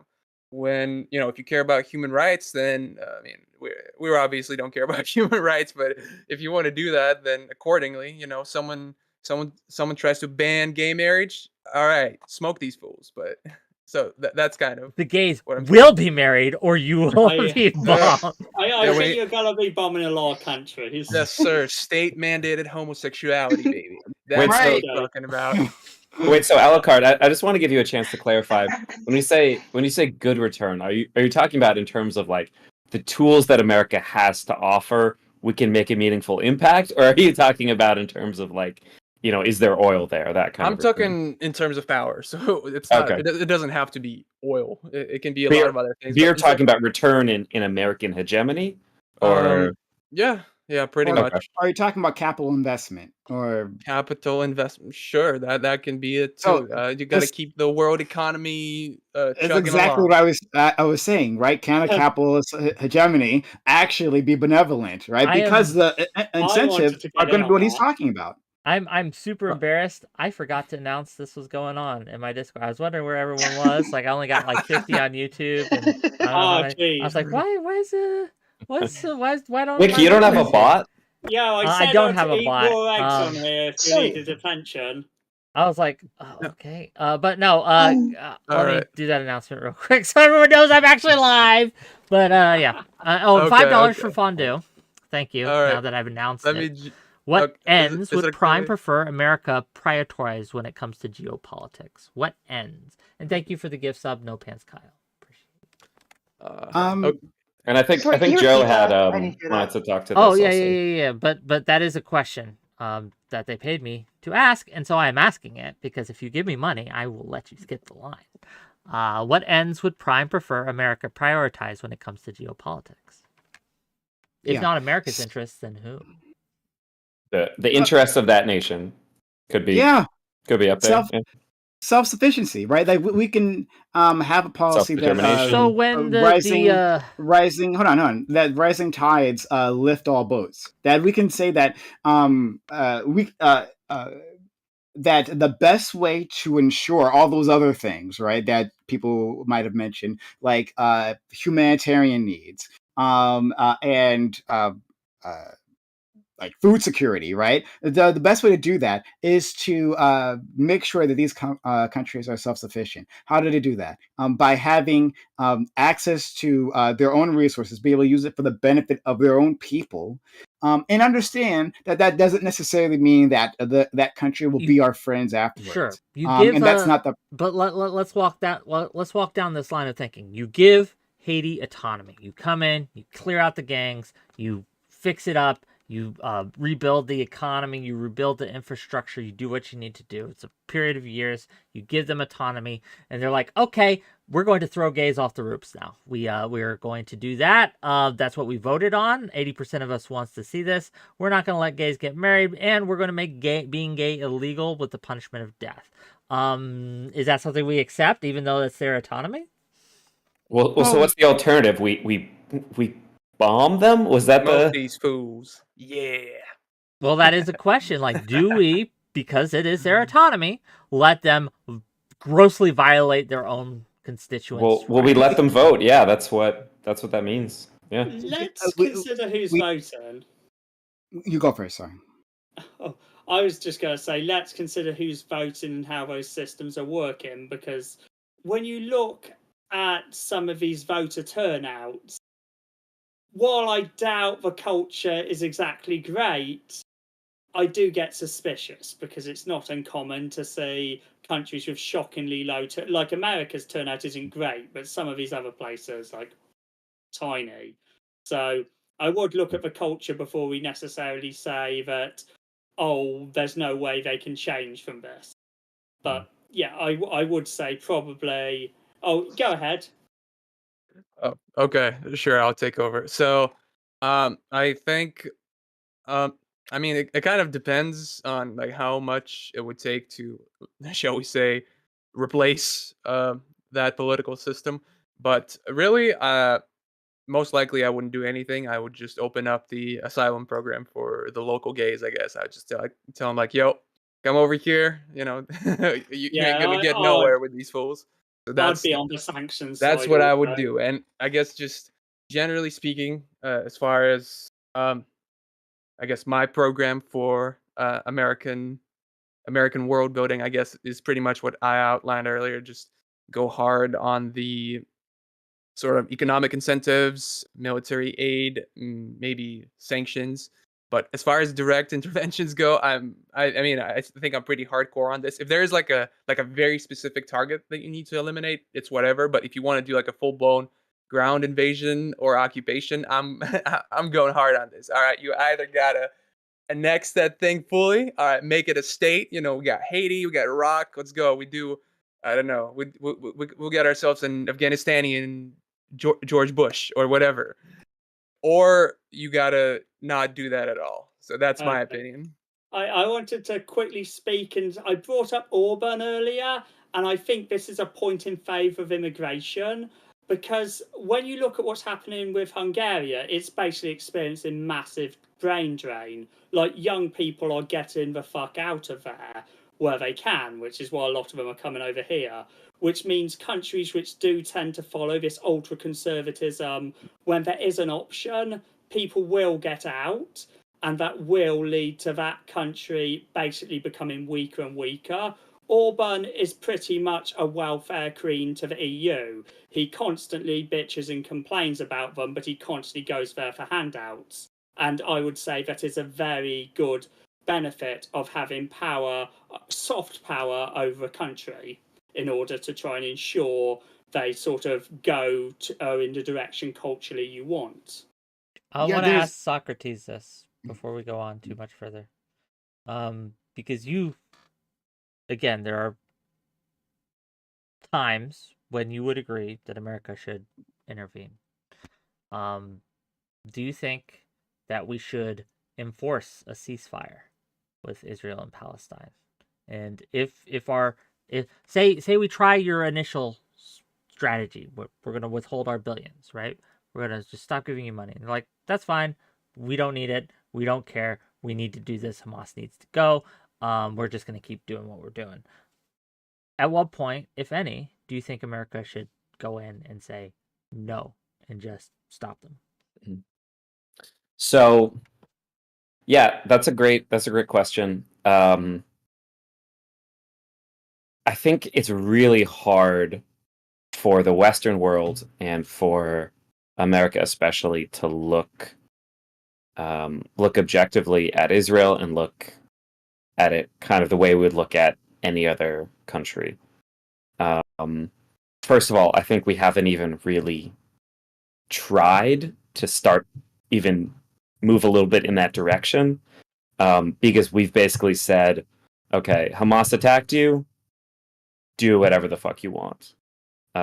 As far as I'm aware, there's no real American political outcry from elected representatives. There's like on the streets, but from politicians saying like, hey, you know, maybe don't bomb around hospitals, stuff like that.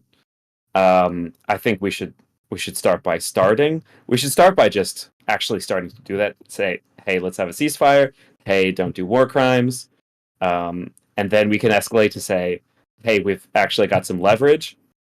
We can start to say, hey, maybe we take our aircraft carrier groups home. At a certain level, I think there has to be some amount of consistency, which is that if one country is killing a huge number of non-combatants, then either the U.S. as Pax Americana, whatever we're talking about, or perhaps as a UN peacekeeping force, as has gone into Israel before. I think when Israel controlled the Sinai Peninsula, and there was like some fighting back and forth between Israel and Egypt. They were in there trying to de-escalate things, and they eventually actually got a pretty good relationship between Israel and Egypt by Israel giving the Sinai Peninsula back. So it doesn't even have to be America. It could be the UN as some kind of like joint effort, and then it doesn't look so bad for every American politician who wants to get reelected.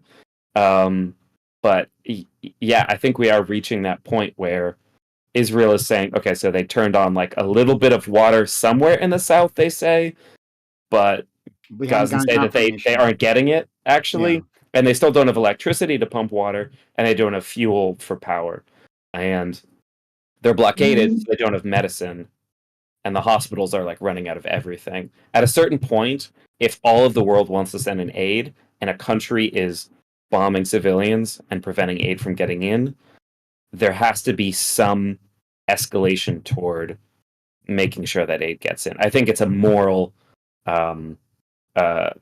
duty. Whether we're likely to do that, I don't think it's so likely. But I think we, at an objective, like moral level, we do have to do that. Socrates, we can hear every time you tap the desk because you're doing that. Right? Sorry about that. Don't worry, no worries. Just dramatic. So, like, I just don't. And again, I think you guys have like not actually answered this question. I'm going to ask it again, right? Like, how can we become a benevolent ruler if we have a capitalist system that's based on exploitation? So, like, you guys. So, our friend Alucard here brings up, let's make them a state, right? Let's just make Haiti a state. It'll be better off for them. But like, does America want Haiti to be better off? Right? You haven't even answered that question in the first place, because like America is getting benefits from Haiti as it always has, as it is right now. Right? American capitalism is in Haiti. Haiti has a big textile industry that services American corporations. And they wanted a candidate, like I told you that interference before, that would be friendly to those American corporations, right? So you get your fucking Banana Republic shirts. Like that's what happened. And of course there's the tourism industry where those cruise ships, right? That you all like to go to. You go to a fancy country while you're like drinking on a boat. Those cruise ships, they have like taken over the beaches, like the beautiful beaches of Haiti, right? There are no private beaches where those wealthy white tourists can come and enjoy themselves. But if a black Haitian goes on that beach, there's going to be a fucking problem. So why would we make them a state? Why does America want Haiti to be in a better position, to be able to advocate for itself when it can exploit capitalistically right now? Okay, can I just ask a quick question? So when you talk about exploiting capitalistic, is the implication that the alternative here is like a socialist international system? It's actually not what I'm doing, right? So it can be, right? That can be a different system, right? But I'm saying that if there is no alternative, let's say capitalism is the only way, right? Like in that world, can we expect different outcomes? Okay. Do you understand what I mean? Was that confusing? I'm saying a little bit, yeah. Different outcomes, like how different? Different outcomes in that outcomes that benefit the country that's being intervened with, right? Like where they end up in a much better spot than they were before because the incentives are aligned in such a way that, like the hegemon, the U.S. in this case, intervenes in a way that is overall beneficial for the vast majority of its people. Mind if I jump in and talk briefly? Someone answer him, because I have an answer, but I'm not on this panel. Had my hand I want up Joe to answer, then I want Moon to answer. Go ahead. Okay. Actually, I just wanted to talk because this came up earlier, and I was like waving my hand, hoping I'd get a chance to interject. But the problem I feel with a capitalist country's influence overseas is when you bring up China. China is great at soft power. China has made some massive moves in Africa. And I think one of the reasons China is sort of becoming quite popular in certain countries is that it does actually have full control of its corporations.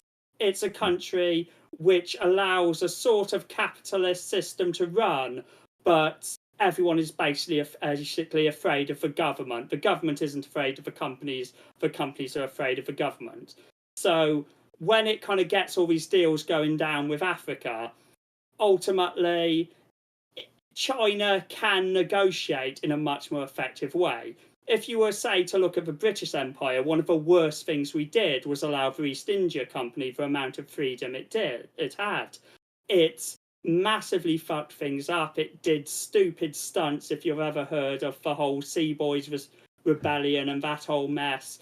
So yes, I'm very cynical about capitalism's power when it comes to overseas negotiations as a soft power, basically. So I'm kind of back in prime a bit here. Not to say that, a communist government is better, but it does have some dark advantages when it comes to how it works with other nations. I'll reply after Moon. I guess for me, because I don't disagree with what you're saying per se, Prime. Like, I understand America has its issues, especially with capitalism, and let's be honest, they probably would exploit, if not already do exploit, a lot of countries. So I can't really say anything there per se. However, I guess if we're just like talking about Haiti, right? I guess we would hope for the intervention, and then we would just have to hope some of our politicians can be a bit more sustainable. And when I say that, when it requires sustainability, I mean not just thinking about maximizing profits. It's obviously also benefiting the country. Now, let's be honest, America's not going to want to benefit that country without getting something in return, right?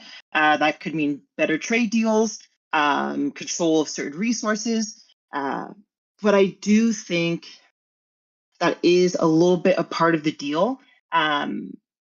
Like I said, it's more complicated than just this is what's going to work. I'm trying to find out the best way. Look, at the end of the day, you're right. Like, something for nothing, right? If we go in, there should be some benefit to him. Why is that wrong to have some benefit? Because ultimately, you're all good capitalists, I understand. You can benefit a country while also benefiting yourself. This is possible. You can, but not always, right? Not always. You. No, they haven't in the past. I'm with you. I'm 100% with you that in the past they've said, fuck you, we're going to exploit the fuck out of you. We don't care. That absolutely has happened. I'm not saying it doesn't. I am just saying that simply by dint of being capitalist does not mean that we are going to, because again, capitalism doesn't exploit everyone. Obviously not, right? Obviously it does. No, actually it does. I can make that argument easily. You could, but you'd be wrong. Yeah, because you're a fucking filthy centrist. Of course you are going to say that. No, look. And here's, so I appreciate our friend Joe Brooks, who was trying to help me out with that British example, but I think the way you chose to frame that is still problematic, because I don't think if the Crown was directly making decisions for India, the country it was colonizing, that it would have made better decisions for those people. The Crown knew what was happening the entire time. The Crown could have stepped in if they wanted to. You've seen those pictures. Others said some let them do what they want, didn't they? Yeah, but you hold on. Let me. And I'll answer that in a second. I'll try to do my best there anyway. But the Crown understood what was happening. The royalty would go to India and take tours of it, right? And we have pictures of them where them in their fancy cars driving by people's children literally starving on the streets. The Crown didn't give a fuck, right? And why did the Crown not give a fuck? Because of the burgeoning capitalist system. Wasn't exactly what we have here today, but the burgeoning capitalist system that was undergirding it, that was giving it such an immense amount of wealth. Why would the Crown make any different choices, right? It's going to, if that's the system that it has, then it's going to make decisions to advance itself within that system. So, but then I'm asked what would be better? This is what I'm saying, is that we would have to If we are going, if the goal here is to make a benevolent, quote unquote, benevolent overseer, right? Well, then that benevolent overseer needs to have benevolent incentives, right? Incentives that drive it to benevolent outcomes. That actually would take a restructuring of our economy. Whether that becomes quote unquote socialism or not, I don't know. Right? I don't know if that necessarily is the answer, but it would actually take some sort of restructuring of our incentives. It would say that we don't have an economy that benefits our billionaires, right? Rather than our people. Like we would have to start. Get 'em, Moon. If I may ask, right? Sure. Do you think that if America had more of a social capitalism, do you think if they had that, then they would be better equipped to enter a country like Haiti and help them, or that wouldn't matter at all? I'm sorry if that makes sense. I would say no. I hear you. Yeah. I would say marginally so. So.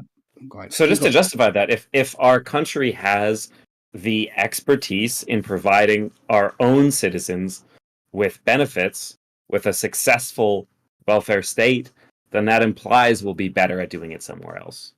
Like, if I can just give an example, just really quickly, like in Canada, as you guys have probably know, they committed mass genocide against the Indigenous, right?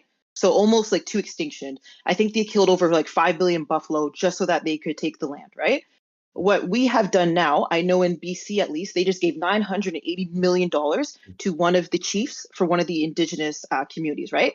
Basically, we're not allowed to like just go onto their reserves. The police can't just go onto their reserves. They can build whatever they want to build and go from there. So they kind of have their own system, but they do work within Canada, right? So they can't like go around and just murder somebody. There's still rules they have to follow, but they do have their own kind of government, if that makes sense. More of like an internal. It's a little similar here. There's like tribal laws, tribal land. Yeah. I guess what I'm kind of asking is it something similar we could kind of do with Haiti? Now, could we send people there, right? I'm not just saying money is going to solve anything, but could we implement a system that they could be under? Like, for example, if they use like the Canadian system, right? You get free healthcare, you can't commit these type of crimes, right? But they still have their own internal government, if that makes sense. Would that be a better way to approach it? I guess is what I'm kind of curious about. Well, we have examples of this in like it's like a territory. I think we call it in the U.S. Right? A colony. That's what it's called. It's literally we call it territory. That's literally the PC name for a colony because we don't want to call colonies anymore. We call them territories. But go ahead. Yeah, that's what. But like America's territories generally like it. Colonies. Puerto Rico likes to be our colony, right? Like I mean, that's a big question. We didn't really help them on the last bunch of hurricanes. That's what I'm curious about. Like, also another fact: the Indigenous, they don't pay taxes, so you don't pay taxes, right? They have their own type of tax system, and they still can like create their own jobs. They have systems they can set up. They have their own land, and so that's what I'm kind of curious about. You still work under a government, but then you have your own internal government.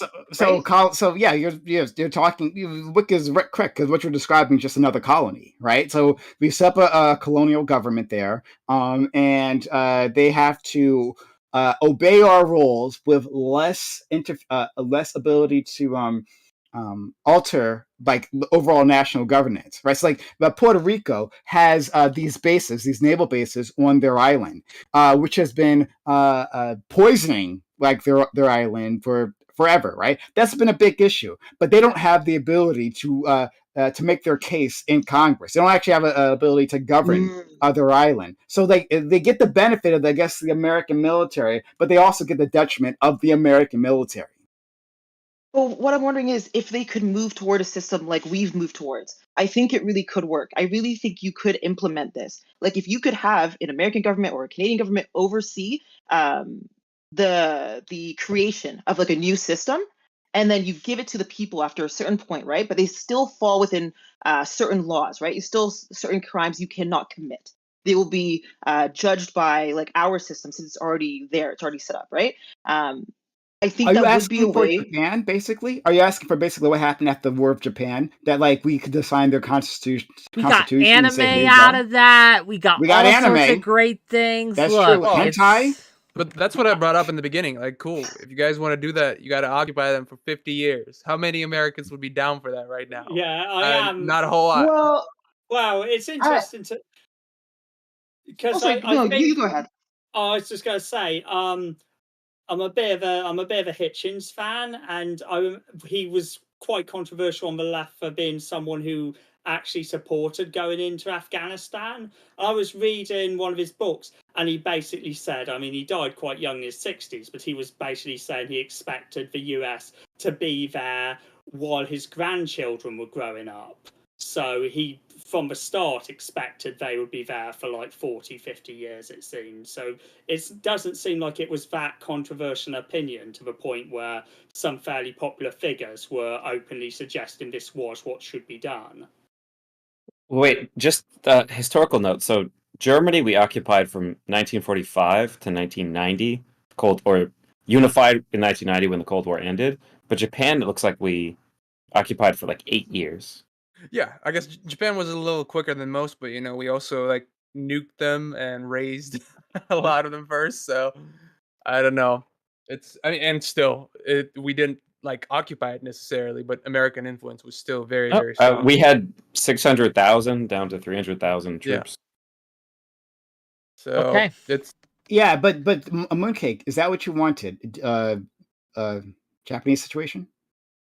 I'm honestly, with the Japanese situation, I'm not too familiar, so I don't want to give too much of an opinion on that. Like, I know they were there for a bit, but I'm not like too familiar with that. But basically, I what want I'm to be asking you careful. is that, like, sure, then forget Japan. I'm saying that, like, what you're asking is that we create some sort of system and hand it over to these people, and say like these are the rules that you follow. Well, that sounds like to me like we're handing them a constitution, saying that these are how you're going to govern yourself. We'll stay there for a little bit to make sure you get the program, and then we pull out. Okay. I just wanted to bring up before some we go very too far, I know that it's getting late. We're almost at 8, and I want to give everyone a chance to have their outros, tell people who they are, where they can find you, post your links and stuff. I want to be respectful of people's time. I know that Prime has a show coming up, and we'll be rating into that. So I'm sorry to cut you off. We do need, at a certain point, right? I'll be real with you, gang. This conflict has stun-locked me. So I don't know. I'm going to have a call-in show tomorrow, but I don't know what's up on the docket for the rest of the week. We'll find out. I might do a capitalism exploitative or not panel later in the week, because that was an interesting discussion we had. But tune in tomorrow at 6 p.m. Eastern for more updates. We're going to have open call-ins, and then we'll go from there. But I want to give each of these individuals a chance to introduce themselves, tell them where they can find them, and closing thoughts on the subject. Please be brief, because again, time is of the essence, and I know that Prime has to go. So Prime, you get the first crack at this. Before I leave, I just want to yes or no answer from Mooncake. Mooncake, what's my question? Sorry, just can you repeat it really quickly again? I'm sorry. Constitution, hand it to them. Do you want to do that?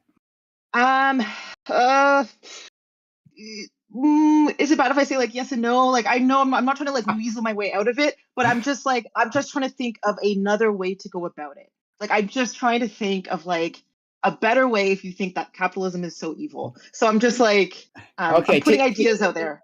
TBD, got it. Okay. But anyway, thank you all. Thank you to my man Wick. I give him a lot of shit. And that'll always be the case, right? Like on his grave, right? On his tombstone marker, I'm going to like spray paint that he sucks. But I'll have hearts next to it, right? Because I love my friend Wick.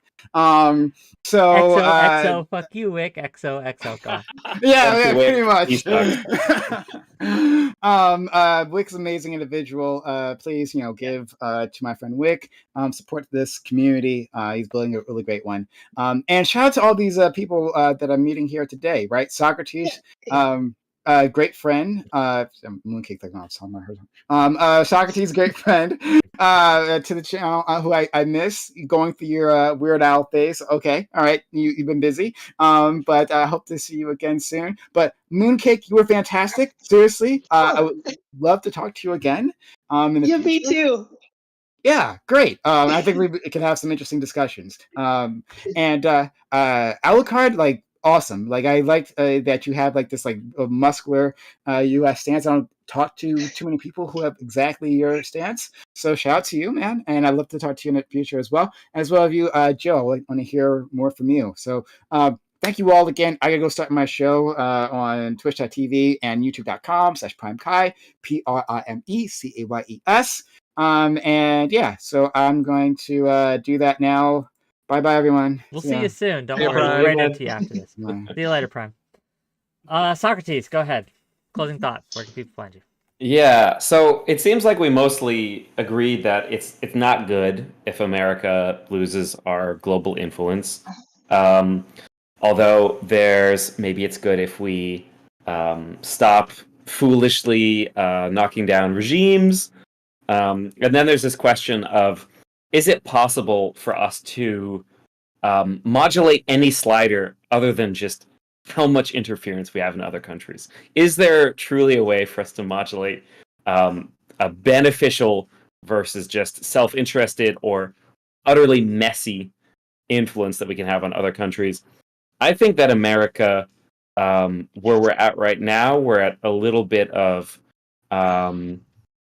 hopefully a point where we can tip over into understanding that hawkishness and invasions of regimes that we just had some excitement to go knock over is not good, but we can actually do good things in the world, and then actually maybe start by building that expertise at home, start by building infrastructure here, start by building social programs. What you guys have in Canada is pretty cool when it comes to healthcare. So I think the future is bright, but there's a lot of work to do. Socrates, where can people find you? You can find me here at Socrates TV. I've got a YouTube channel. I've got to start throwing stuff up on there. I've got a Twitter, Real Socrates. Check him out, gang. He's great. One Thank and you only. for being here. Really appreciate you. Alucard, go ahead. All right. So I guess for my closing statement, my motto is go hard or go home. I think if the United States intervenes somewhere, we should straight up annex the place, because once again, I don't believe the American public has the appetite for prolonged occupations and sort of nation/institution building exercises, and we don't have another proven method of building out those institutions other than prolonged kind of, maybe not necessarily occupation, but sort of a prolonged, let's say, stick over the head of the nation in question. So that is my stance. Otherwise, in terms of the decline of Pax Americana, I think America is doing okay. I think some of the political moods have been shifting, and they're unfavorable towards that. And once again, our defense industrial base, which we didn't really get to talk much about, but I think that can be stepped up. Matter of fact, our military budget needs to be increased, baby. Get that thing to at least $1 trillion. But yeah, so that is my take. I think America is strong for now, and our policies are quite okay. And I guess you can find me at twitch.tv/𝕖𝐻. Although I am not streaming right now, I'm not really planning to stream, but in the event I do, you can follow me there. And also I have the same handle on Twitter, 𝕖𝐻, where I primarily talk about international relations and specifically Ukraine-related stuff, because that's where I'm from, born and raised. But occasionally I dabble in some other memes as well. And I'd be glad to hop on more of these panels in the future. Okay, well, I appreciate you being here. Thank you, buddy. Go Thank you check for him having me, out. Follow him on Twitter, and in case he streams, follow him on the other platforms he mentioned as well. Joe, buddy, go ahead. End us strong. Thanks, Wick. My name's, it's Joe Brooks. It feels weird to do that. But you can find me on Twitter at 𝐿𝐴𝐻, and you can find me on YouTube at just Joe Brooks. That's not just Joe Brooks, it's Joe Brooks. KES at the end. I'm currently posting some opinion pieces. I'm planning to maybe do some big video trying to explain the mess about anime and race. The last time I addressed anime, fans went and got my channel deleted. So this new one is only on 8 subs. If anyone wants to throw one my way, it'd be nice. sorry I didn't have something to get really passionate and scream about this time, Wick. You'll get there. I find Pax Americana, it's a bit harder to get angry about it than when discussing pornography, I'm afraid. But hope to see you guys again. And that'll be me out. Bye. Peace out, Girl Scout. Cheers. Oh, he didn't have to actually. Wait, Oh. we have one more. We have I was gonna one tell him more- how awesome his hair is. We have one more outro to do. Didn't expect to get up stage like that. Yeah, I did get upstage, didn't I? No, that was a great conversation, and thank you for letting me be a part of it. Just to kind of end it, I do think America is losing its influence. It does concern me a little bit. As you know, Canada, America, we are like this. We are neighbors. We are friends, and we kind of need to be there for each other. I just don't want people to give up on our systems just yet. I think our democracies, the way we get to vote, the way we get to live, it kind of shows where we are as countries. Once again, some of the best doctors on the planet in Canada, free healthcare, which is great. So I just think don't give up on that yet. But yeah, you can find me on twitch.tv. It's mooncakexoxo. I play League of Legends. I just chit chat a little bit, and I'm, like I said, really into history. So any I can't talk tonight, finds we can chit chat about. And that's about it. Oh, thanks for being here. Really appreciate you. Hope you all had fun.